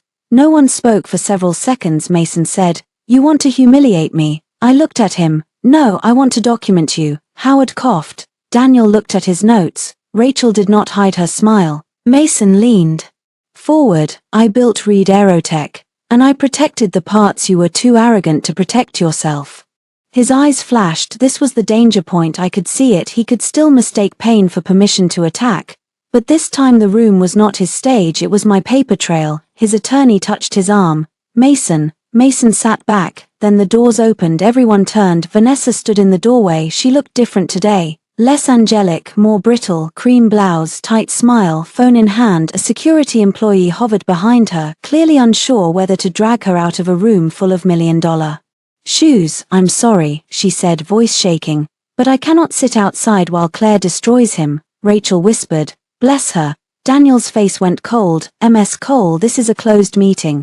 Vanessa stepped inside anyway. "Mason made mistakes, but Claire is punishing him because he chose me." There it was. She still thought that sentence won rooms. Maybe it had in the ballroom, not here. I leaned back. "Did he?" Vanessa blinked. "What? Choose you?" Her eyes moved to Mason. So did everyone else's. Mason looked trapped. For one painful second, I saw her understand what I had already learned.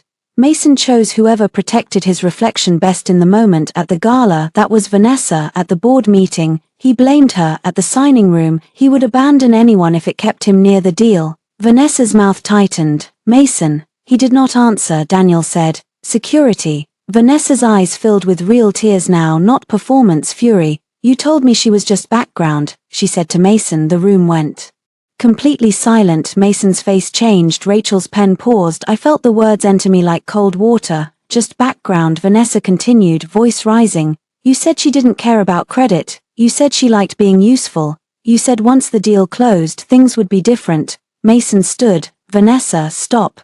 But she was past stopping. "Public abandonment teaches fast. You said I would be at the signing," she said. "You said she wouldn't matter after the trust papers were done." Howard slowly turned to Mason. Daniel closed his folder. Mason looked at me. The room blurred at the edges for 1 second. Not because I was surprised, because confirmation still hurts when you already know the truth. He had planned to use me through closing, then make Vanessa public. Maybe not immediately. Mason liked clean optics. But eventually, after my signature, after my assets, after the $5 billion headline, I looked at Vanessa. For the first time, I did not see a rival. I saw another woman standing in the wreckage of a story Mason had told her because it served him. That did not make her innocent, it did make her useful. "Vanessa," Rachel said gently, "would you like counsel before you continue?" Vanessa looked around the room. The security employee had stopped moving. Mason said, "She's emotional, she shouldn't be here."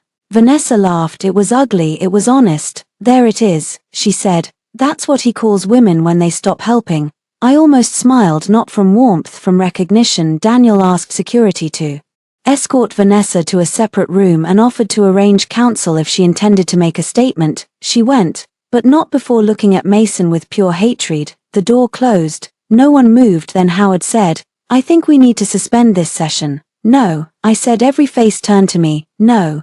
Daniel asked carefully, "No, we don't need to suspend, we need to revise." Rachel looked at me, surprised but not alarmed. I continued, "Mason Reed cannot remain transaction-facing, not temporarily, not symbolically. Not as founder representative. The board can choose whether Reed Aerotech has a future beyond him. Bennett Trust will not proceed under any structure that relies on his control, his personal credibility, or his undisclosed side arrangements." Mason stared at me. "You can't erase me from my own company." "No," I said. "You did that when you made yourself the risk." His face twisted. "You sound just like your mother." The room froze. He knew it was cruel. He said it because he wanted to reach the deepest place. My mother, who had warned me, my mother, whose trust he needed, my mother, whose name Patricia had already tried to weaponize. I held his gaze. "Thank you." That stopped him cold. Daniel stood. "Aurora will pause for 1 hour. Reed's special committee should determine whether it can meet Ms. Bennett's revised condition." The room broke into motion, lawyers gathered documents, board members whispered, Mason's attorney pulled him aside. Emma looked at me with something between fear and awe. Rachel leaned close. You just changed the whole deal. I know. Do you want to proceed if they remove him? I looked through the glass wall. Mason stood in the corner, speaking sharply to his attorney, while Howard and the other directors formed a separate cluster without him. Vanessa's arrival had done what my evidence could not do alone. It had shown them Mason's future pattern, not one mistake, a way of operating. Yes, I said, if the company can survive without becoming his shield. An hour became 2. I sat in a smaller conference room with Rachel, drinking water and ignoring 6 calls from unknown numbers. At one point Daniel came in. The board is divided, he said. Let me guess, founder risk versus founder value. Exactly. What does Aurora think? Daniel looked at me. Aurora wants the assets. But Aurora does not need Mason Reed as badly as Mason Reed thinks. That was the sentence that would end him. At 3:40 p.m. we returned to the transaction room. Howard looked older, Mason looked furious. His seat had changed, not at the head. Halfway down the table Howard began. The special committee has voted to remove Mr. Reed from transaction control pending independent review. Emma Grant will serve as interim transaction executive. Mr. Reed will remain founder advisor for technical continuity only, subject to committee oversight. Mason said nothing. His silence was not agreement, it was containment. Howard turned to me. Ms. Bennett, under these conditions will Bennett Legacy Trust restore consent? I opened the revised document Rachel had prepared. Conditional consent, I said. Limited, revocable, subject to written acknowledgements and evidence preservation. Mason looked at me with disbelief. You'd still do the deal? I looked back. The deal was never my revenge. You were. The words slipped out colder than I expected, but I did not take them back. Rachel slid the consent across the table. I signed, Claire Bennett, full name, clear ink, not hidden in drafts, not buried in Mason's story. The room watched. Mason watched for 3 years. My signature had made his future possible in silence. Today, it made his absence official. The first headline appeared before I reached the lobby. Reed Aerotech founder removed from $5B transaction control amid governance review. By the time Rachel and I stepped into the car, there were 6 more. None mentioned the jacket yet. They would. News loves absurd contrast. A $5 billion transaction nearly derailed by a staged $200 jacket was too tempting to stay buried for long. Rachel scrolled through alerts beside me. Board leaked fast. Howard, maybe, or someone who wants distance from Mason before the next wave. My phone buzzed. Emma, it's chaos here. Employees are scared but also relieved. Is that terrible? I replied, no, it's honest. Then another message came from Vanessa. I want to talk. I showed Rachel. No, she said. I wasn't planning to answer. Good. 3 dots appeared. Then Vanessa sent a long message anyway. He told me you were cold. He said you didn't really love him, that you cared more about control than him. He said you were only helping the company because you liked feeling superior. I believed him because I wanted to. I know that doesn't excuse what I did, but he is going to blame both of us. I read it twice. Rachel watched my face. You don't owe her comfort, she said. I know, and you don't owe her alliance. I know that too. But I did respond, get counsel, preserve your messages. She replied within seconds. Already did. Rachel sighed. Everyone is learning. The company chaos unfolded over 48 hours. Mason's removal from transaction control triggered emergency meetings with lenders, employees, and key customers. Reed Aerotech's internal channels lit up with questions. Someone leaked the slide deck titled Managing Founder Personal Disruption Risk, with my photo on it. That backfired spectacularly. Employees recognized an attempted scapegoat when the founder had just been removed by his own board. Then came Emma's statement, short, professional, devastating. As CFO, I believe accurate. Attribution, transparent governance, and respect for transaction partners are necessary to protect Reed Aerotech's employees and future. I support the board's decision to establish independent oversight. She did not name Mason. She did not need to. Mason's supporters called her disloyal. Employees quietly called her brave. At Reed, loyalty had long meant protecting Mason from consequences. Emma changed the definition in one paragraph. Vanessa's cooperation came through counsel on Wednesday. Rachel received a secure file containing messages between Vanessa and Mason dating back months. I read only what Rachel said I needed to. Even then it was enough. Mason, after closing, everything changes. Just be patient, Vanessa. What about Claire? Mason, Claire understands arrangements better than emotions, Vanessa. That means nothing, Mason. It means she won't make a scene. She cares too much about dignity, Vanessa. And if she does, Mason, then she proves she was never the partner people thought she was. I stared at the last line. He had prepared the cage before I knew I was in one. If I stayed silent, I was dignified and useful. If I fought, I proved I had always been unstable. There was no version of me in his plan that got to be right. Rachel took the pages from my hand. Enough for today. No, show me the rest. Claire, show me. She did. There were messages about the signing ceremony, about Vanessa's outfit, about how to introduce her gradually after the deal closed, about Patricia's advice to avoid humiliating Claire too openly until after trust consent is irreversible. That one made Rachel go very still. Patricia wrote that. Vanessa says Mason summarized it after speaking with her. Do we have the original? Not yet. Get it? Rachel's voice was quiet in a way that frightened people professionally. I looked down at the page. Until after trust consent is irreversible. There it was, not impulse, not confusion, a plan. My stomach turned. That night, Mason came to my apartment building. He did not get past the lobby. The doorman, who had worked there for 12 years and once helped Mason carry in a Christmas tree, called upstairs. Ms. Bennett, Mr. Reed is here. He says it's urgent. I was sitting on the floor beside 3 boxes of Mason's remaining things: shirts, books, a camera, running shoes, a mug that said World's Okayest Founder, which I had bought him as a joke before the word founder became a personality disorder. Tell him to leave. A pause. He says he won't. I closed my eyes. Then call security. 5 minutes later, my phone rang from an unknown number. I answered because Rachel had told me unknown numbers were now evidence opportunities.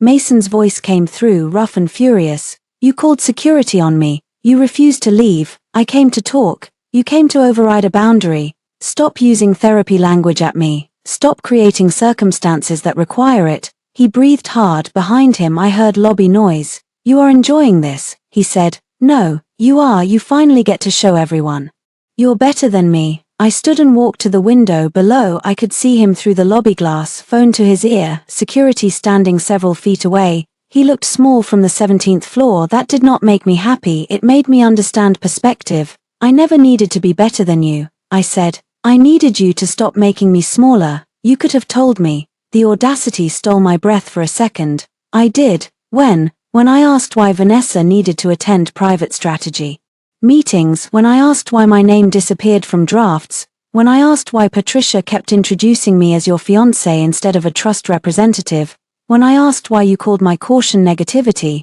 when I asked you to set boundaries, when I asked you to listen before you threw money at me. Silence. Then softly, I didn't hear it that way. No, you heard only what did not cost you anything. His voice changed, less anger, more desperation.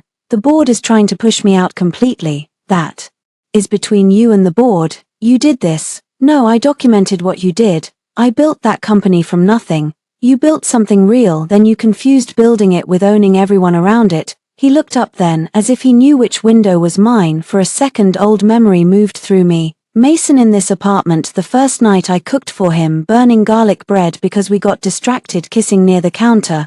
Mason asleep on my sofa with patent diagrams on his chest. Mason laughing in the rain outside my building because we had both forgotten an umbrella. I had not loved a monster. That was the hard part. I had loved a man who made selfishness look like ambition until ambition gave him cover for cruelty. I miss you, he said. My throat tightened. Of all the things he could have said, that one was the most dangerous because it was probably true.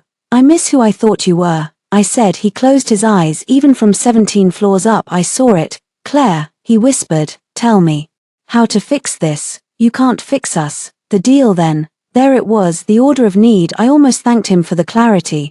Goodbye, Mason. I hung up. He stayed in the lobby for 12 more minutes. Then security escorted him out. The next day the board chose survival. They announced Mason would take an indefinite leave from all executive duties pending independent review. Emma would continue as interim operating lead. The transaction would proceed under special committee oversight. Aurora issued cautious support. Bennett Legacy Trust maintained conditional consent. The market response was mixed. Employees were shaken, investors were nervous but not gone. Mason was no longer the company's face. Then Vanessa's second statement dropped. This one had counsel all over it. I deeply regret my role in the incident at the Halcyon Hotel. I made false assumptions, acted out of insecurity and participated in communications that unfairly characterized Claire Bennett. I am cooperating with relevant reviews. She did not fully confess, but she cracked the public version. The internet turned fast, it always does. 1 hour she was a graceful victim, the next she was a scheming ex with a jacket. Clips of the halcyon footage leaked that evening. Not from us, at least not from me. The freeze frame of Vanessa smiling before spilling wine spread everywhere. Then came the caption that would not die. $200 jacket just cost him $5 be thrown. I hated how catchy it was. I also understood why it worked. By Friday, reporters waited outside Reed's headquarters. One shouted at Mason as he pushed through the side entrance. "Mr. Reed, did you end your engagement over a staged jacket while relying on Claire Bennett's trust?" He did not answer. His silence became a clip. The clip became a headline. The headline became a question investors loved asking privately. That afternoon, Rachel received Mason's first formal settlement inquiry: broken engagement, property defamation, exposure, attribution corrections, transaction non-interference, personal no-contact terms. Rachel read the list and smiled. He wants peace. He wants quiet. Yes, that too. I looked at the boxes of Mason's things still sitting by my door. Give him his belongings through courier. All of it. I picked up the mug, world's okayest founder. For the first time in days I laughed. Especially this. The investor press conference was scheduled for Tuesday at 10. By Monday night, every person involved had tried to convince me not to speak. Daniel advised restraint. Rachel advised precision. Emma advised caution because employees were already terrified. Even Vanessa's attorney, indirectly through Rachel, suggested that further public escalation may harm all parties. But Mason sent the message that guaranteed I would attend. It came at 11:14 p.m. from another new number: "You win, but if you go on record tomorrow, I will tell everyone you used me from the start to control Reed. I will not be the only villain in your story." Rachel was already asleep, so I forwarded it to her email and then sat on the edge of my bed in the dark. "I will not be the only villain in your story." That was the closest Mason had come to admitting he knew what he was. Not sorry, just unwilling to stand alone.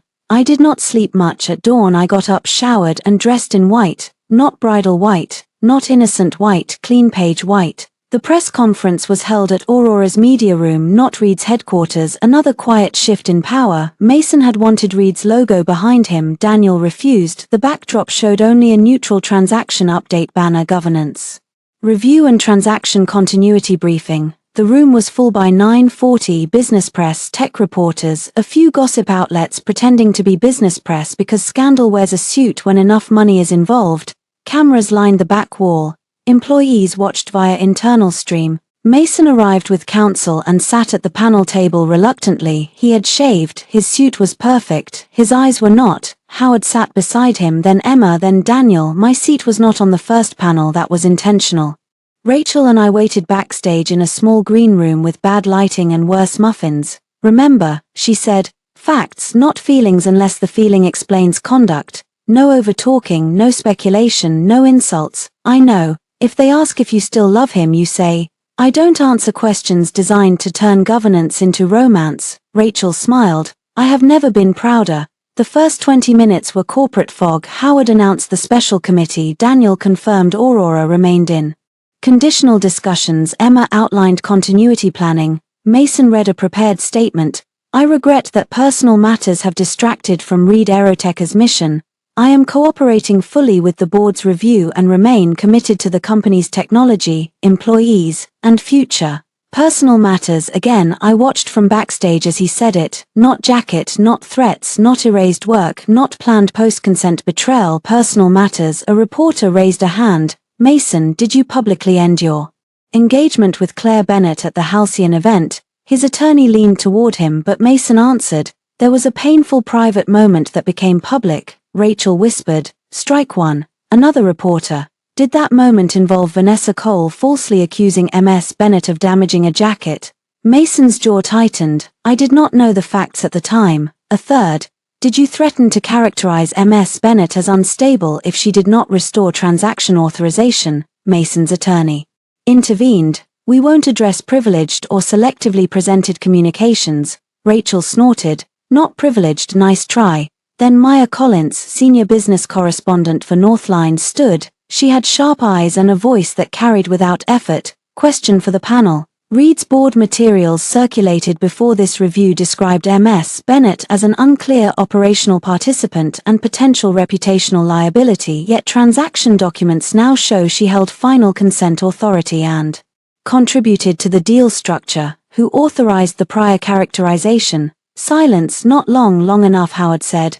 The board is reviewing those materials. Maya did not sit. Was Mason Reed involved in preparing them? Mason leaned toward the microphone. I did not prepare every board document personally. A beautiful non-answer. Maya looked at him. That wasn't my question. The room shifted. Daniel glanced toward backstage. That was my cue. Rachel touched my arm once. Go. I walked onto the stage. Cameras turned. Whispers rose. I took the empty seat at the end of the panel, placed my folder on the table, and adjusted the microphone. Mason stared at me. I did not look at him. Maya's eyes sharpened. Ms. Bennett, she said. Can you answer? Yes. The room stilled. The characterization was inaccurate, I said. It omitted my documented role in the transaction, my consent authority, and my contributions to the deal structure. It also appeared after I lawfully suspended trust consent due to governance concerns. Maya asked. Were those concerns connected to the Halcyon incident? Yes. Mason's attorney shifted. Ms. Bennett, I would caution. Rachel stood from the side of the room. My client is fully prepared to speak to evidence already provided under review.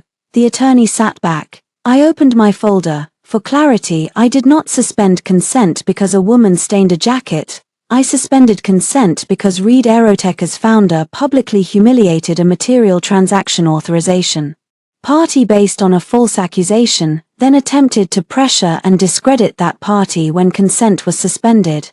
A murmur went through the room. A reporter called out, Do you have proof the accusation was false? Yes. The screen behind us changed, not the entire video, just 10 seconds. Vanessa stepping backward, Vanessa lifting the glass, Vanessa tilting it toward her own sleeve, Vanessa smiling. The clip froze. The room erupted, cameras clicked, reporters spoke over one another. Mason's face had gone white. Howard closed his eyes like a man who had seen it already but hated seeing it publicly. I waited. When the room quieted, I spoke again. The jacket cost $200. The issue was never the price. The issue was judgment. Mason Reed chose to believe a convenient lie because it allowed him to dismiss me publicly. When I responded through lawful contract mechanisms, he and others attempted to frame my conduct as emotional instability. The second clip played, audio only. Mason's voice. Claire is unstable. Use that word carefully but make sure the board understands it. Then Vanessa, she threw away a 3-year engagement over my jacket. What else do you call that? Then Patricia, men build, women like Claire punish when they are no longer worshipped. The room did not erupt this time. It went quiet. That was better. I looked at the reporters. I want to be very clear. Women are often called unstable when they stop being useful. They are called vindictive when they enforce contracts. They are called emotional when they refuse to absorb public disrespect quietly. I am not here to litigate my heartbreak. I am here because $5 billion in assets, employees' futures, and trust obligations cannot depend on a founder's ability to rewrite women when they inconvenience him. Maya's pen moved quickly. Another reporter stood. Ms. Bennett, did you control the $5 billion deal? No one person controlled the deal, but Bennett Legacy Trust held final consent over essential assets and capital commitments. Without that consent, the transaction could not proceed. Did Mason Reed know that? I turned to Mason. For the first time, his face was unreadable in the way people look when they know cameras are watching their collapse. He knew enough to use the trust, I said, not enough to respect the person responsible for it. A low sound moved through the room. Mason leaned toward his microphone. I never intended to disrespect Claire's work. That was the first time he used my work and my name together in public. Too late. I looked back to the reporters. Intent does not restore erased credit. It does not undo threats. It does not rebuild trust. Documentation does. Maya asked the question everyone wanted. Ms. Bennett, are you willing to proceed with the transaction now that Mr. Reed has been removed from control? Yes, conditionally. Reed Aerotech's employees and technology should not be destroyed to protect one man's ego, but Bennett Trust will not support any structure that requires my silence or misrepresents my role. Then came the question I expected from a gossip outlet. Claire, do you think Vanessa Cole stole Mason from you? The room shifted toward appetite. I turned to the reporter. No, Mason looked at me. I continued. She exposed him. That became the headline, not the deal, not the trust, not the governance review. She exposed him. By afternoon, the clip was everywhere, the 10-second jacket footage, the unstable recording, my line about women being called unstable when they stop being useful, and Mason's face when I said Vanessa exposed him. Public opinion turned with dizzying speed. People who had mocked me apologized for believing Vanessa. People who had called me jealous now called me composed. People who had never cared about transaction governance suddenly developed strong opinions about fiduciary duty. I did not confuse attention with justice, but attention made it harder for Mason to hide. After the press conference, he found me in the backstage hallway. Rachel was speaking with Daniel 10 feet away, close enough. Mason looked like someone had drained the color from him. I didn't know. She staged it, he said. I stared at him. That's what you want to say to me? His face twisted. What do you want me to say? The truth would be refreshing. He swallowed. I didn't want to know, he said. There it was, small, ugly, real. Why? Because if she was lying, then I had done something unforgivable. I felt that sentence move through me and leave nothing behind. He had preferred my guilt to his. That was the whole relationship in one line. I nodded. Thank you. His eyes filled. For what? For finally being honest. He reached for me, then stopped himself. Claire, I am sorry. I believed that he meant it in that moment. I also knew moments were cheap. I know, I said. Hope flickered across his face. I ended it gently because cruelty was his language, not mine. It doesn't change anything. His face crumpled. I walked away. Behind me, cameras still flashed in the main hall. The world had finally seen the jacket, but I had seen the man. The broken engagement became paperwork on a rainy Thursday. Rachel called it a settlement conference. I called it sorting the wreckage into labeled piles. We met at a mediation office downtown, far from Aurora, Reed Aerotech, the Halcyon, or any place where Mason had once held my hand and made me believe the future had one shape. The conference room had beige walls, a glass table and a bowl of mints wrapped in green foil. I hated it immediately. Mason sat across from me with his attorney. No Patricia, no Vanessa, no board members, no cameras, without an audience. He looked younger and older at once. His eyes moved to my hand. Still bare, always bare. Now, Rachel arranged our documents with surgical neatness: engagement property, public statements, attribution correction, non-disparagement, reimbursement for misused work product, no contact provisions, transaction boundary agreements. The mediator, a retired judge named Helen Strauss, began with a sigh that suggested she had watched many people turn love into invoices. Let's start with personal property, Mason's attorney pushed the ring issue first. The engagement ring was a conditional gift given in contemplation of marriage. Since the marriage did not occur, Mr. Reed seeks return. Rachel looked bored. The ring is in escrow and can be returned upon execution of remaining terms. Mason's jaw tightened. I wondered if he wanted the ring back because of law, money, or pride. Maybe all three. Maybe he wanted proof that something from our relationship could still be retrieved intact. Judge Strauss moved on. Public statements. Mason's attorney requested mutual confidentiality. Rachel said no before the sentence fully ended. My client will not sign any agreement preventing her from discussing her own work, her own role, her own evidence, or public events already under review. Mason leaned forward. I'm not trying to silence you. I looked at him. He heard himself. For once, he looked ashamed before I spoke. I mean, he said carefully, I don't want us to spend the rest of our lives destroying each other. There is no us. I said, and I am not destroying you. I am refusing to bury what you did. Judge Strauss watched us over her glasses.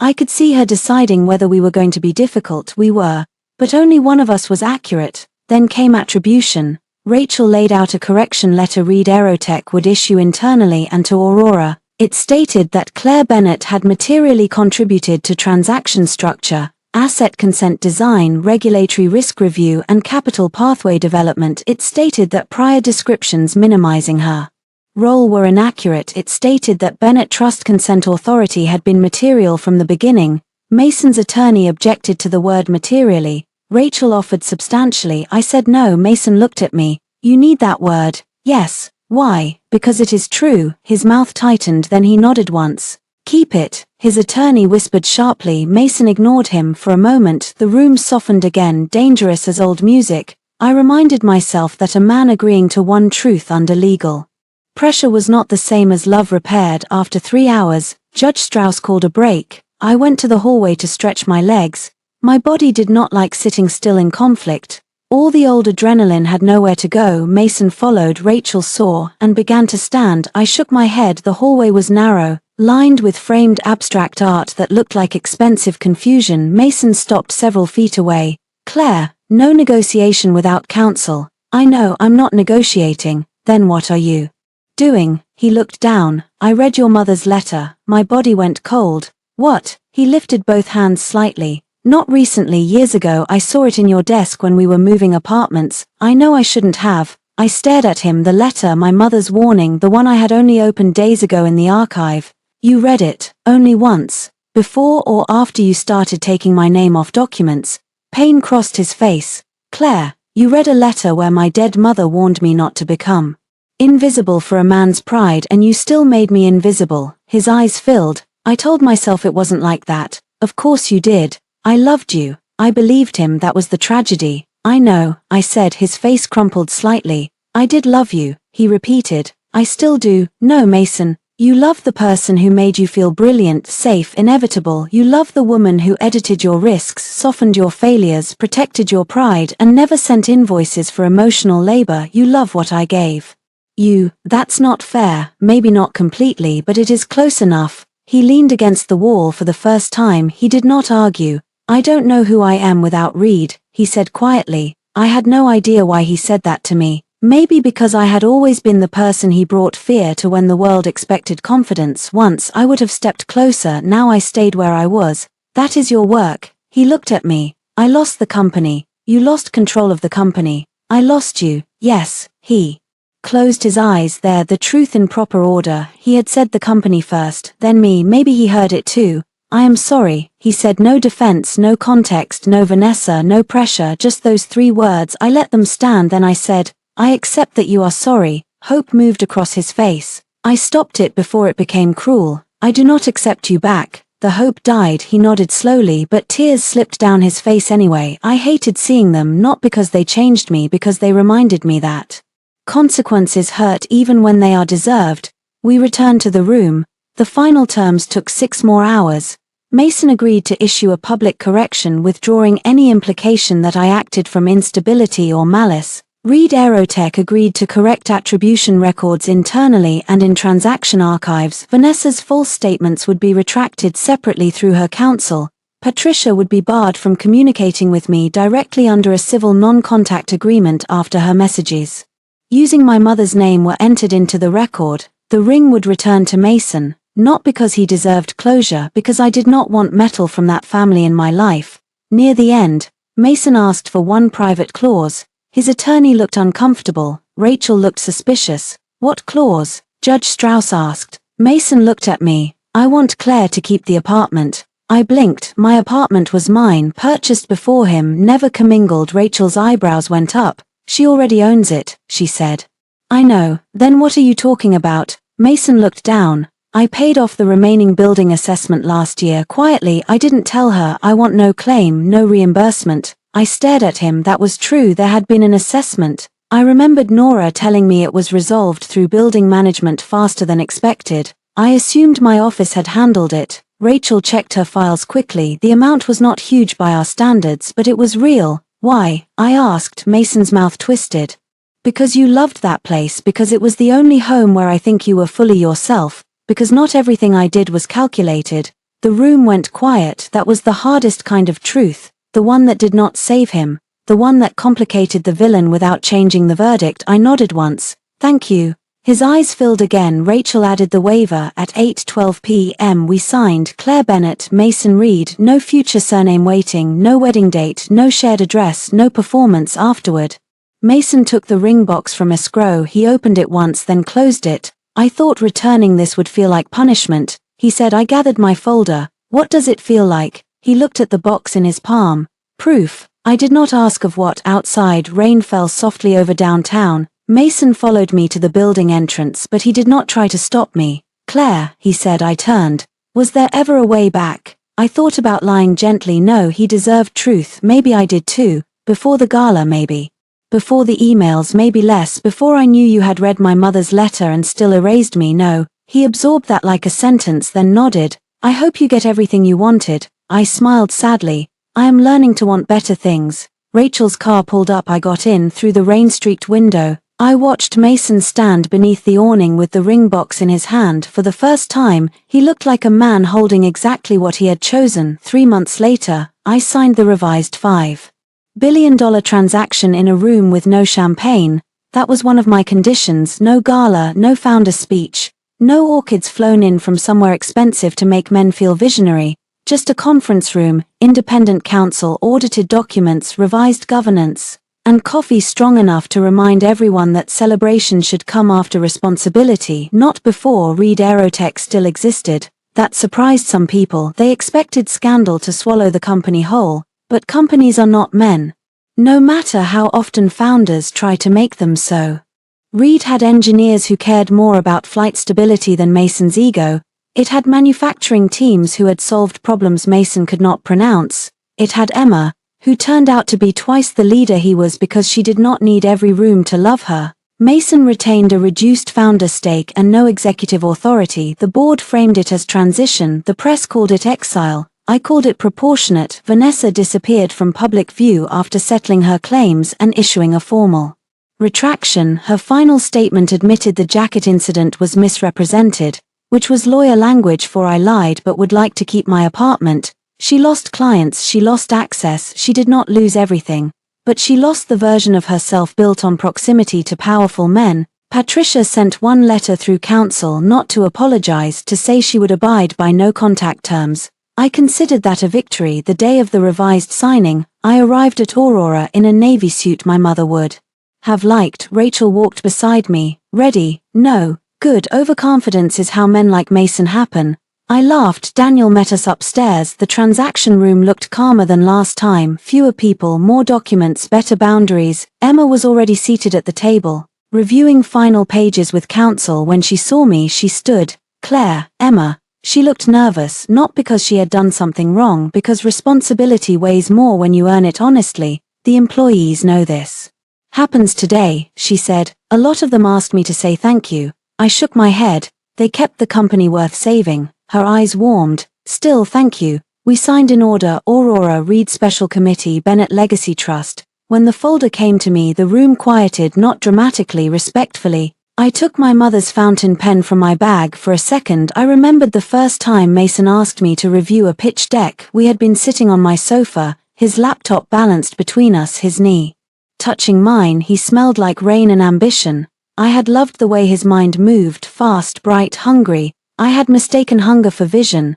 Now I knew vision requires knowing what not to consume. I signed. Claire Bennett. The ink dried in 3 seconds.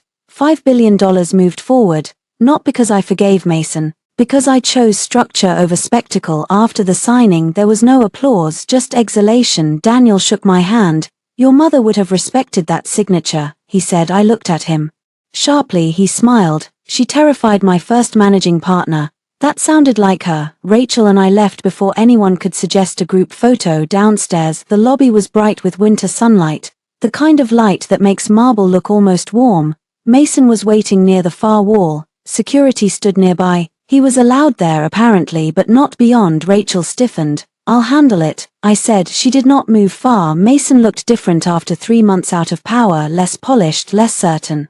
His hair was longer, his coat was simple. He held a small envelope. Claire, he said. Mason, I know I shouldn't be here. That has rarely stopped you. A faint smile touched his mouth and vanished. I'm leaving New York for a while. I said nothing. I'm consulting quietly, not with Reed. Good. He looked toward the elevators. You signed? Yes. His eyes closed briefly. That company will do better with Emma. Yes. That hurts to admit, I imagine. He looked at me then. I found the jacket receipt. I blinked. Of all possible sentences, that was not one I expected. He held out the envelope. I did not take it. He opened it himself. Inside was a printed receipt from Vanessa's purchase, $198.72. He laughed once, without humor. I kept thinking about the number, $200. I ended us over something that cost less than one dinner at the Halcyon. No, I said. He looked up. You ended us over what you thought I was worth when it mattered. His face went still. The lobby noise faded around He nodded slowly. You're right, I appreciated that he did not argue too late, but still, I wanted to give you this, he said, holding out another paper. What is it? A personal statement, not public unless you want it. It says you built the deal with me, not behind me with me. It says I erased that because I was ashamed of needing you. I took the paper not because I needed it legally, Rachel already had better. I took it because sometimes a late truth can still be filed under human. I read the first paragraph. It was not perfect, it was not enough, but it was honest in places I recognized as hard for him. You should send this to Emma, I said. His eyes flickered. Emma, the company archive, the people who worked under the false version, they need it more than I do. He absorbed that, then nodded. I will. A pause. Then, do you ever think about the kitchen? I did not pretend not to understand. Yes, his eyes shone. Me too. The kitchen in my old apartment, garlic bread burning, his ring falling into coffee, me laughing like the future could not hurt me. I miss that us, he said. I looked at him for a long moment. So do I. Hope appeared, small and terrible. I let it live for only one breath. But that version of us cannot survive what you chose after it. He looked down. I know. I believed he did. Finally, that was the tragedy and the mercy. He had learned too late to use the lesson on me. I am sorry, he said. I know. Do you forgive me? There it was, the question people ask when they want pain to become clean. I thought about it, the ballroom, the cash, Vanessa's smile, the emails, my mother's letter, the boardroom, the press conference, the way my own voice sounded when I said I had loved him more than I defended myself. I am not carrying you, I said. He frowned slightly. That is my answer. I am not carrying your guilt, your repair, your need to be forgiven, or your version of closure. I hope you become better, but I am not the place where that happens. His eyes filled. He nodded. Fair. I handed back the jacket receipt. I don't need this. He looked at it, then at me. No, I guess you don't. He stepped away from the wall, not toward me, away. Goodbye, Claire. Goodbye, Mason. He left through the revolving doors and disappeared into the afternoon crowd this time. I did not watch until he vanished. I turned toward Rachel. She had pretended not to listen and failed completely. You okay? She asked. I looked at the signed transaction folder in my hand, then at the lobby doors, then at my bare left hand. Yes, outside, the city was sharp and cold, all glass and motion. Nora had sent a car, but I asked Rachel to walk with me instead. My heels clicked against the sidewalk. The air smelled like roasted nuts from a cart on the corner and winter rain waiting somewhere beyond the buildings. 3 blocks later, Rachel said, "What now?" It was a bigger question than she meant. The deal was signed, the engagement dissolved, the public story had moved on to newer scandals. Reed would survive without Mason at the center. Vanessa would survive without my forgiveness. Patricia would survive without access to me. Mason would survive himself or not. And me, for years, I had organized my life around someone else's ascent. Now there was space, terrifying space, beautiful space. I'm going back to the apartment, I said. And, I'm repainting the kitchen. Rachel smiled. That is aggressively symbolic. It's beige. Then it deserves consequences. I laughed. It came easily. That evening I stood in the kitchen where Mason once proposed and taped paint samples to the wall. Deep green, warm white, soft gray. I chose none of them yet. Choosing could wait. That was new too. I did not have to convert freedom into a plan by midnight. I made tea. I opened the window. I placed my mother's letter in a frame on the shelf where the engagement photo used to be. Then I opened my laptop. There were emails waiting, trust matters, investment reviews, a request from Emma to advise Reed's new governance committee for 90 days, a message from Daniel with the final closing timeline, and one from Rachel, subject, no emergencies. Body, this is not a drill. There are no emergencies tonight. Sleep. I smiled. Then I opened a blank document. For years, I had edited Mason's words. Now I wrote my own, not a statement, not a legal memo, not a correction, a list. Things I wanted without apology. A home where no one called quiet weakness, work with my name attached, love that did not require invisibility, a life where being useful was not the rent I paid to be chosen, boundaries strong enough to protect softness. A future no man could lose for me over a $200 jacket. I read the list twice, then I saved it under my own name, Claire Bennett. Outside, the city kept moving, so did I.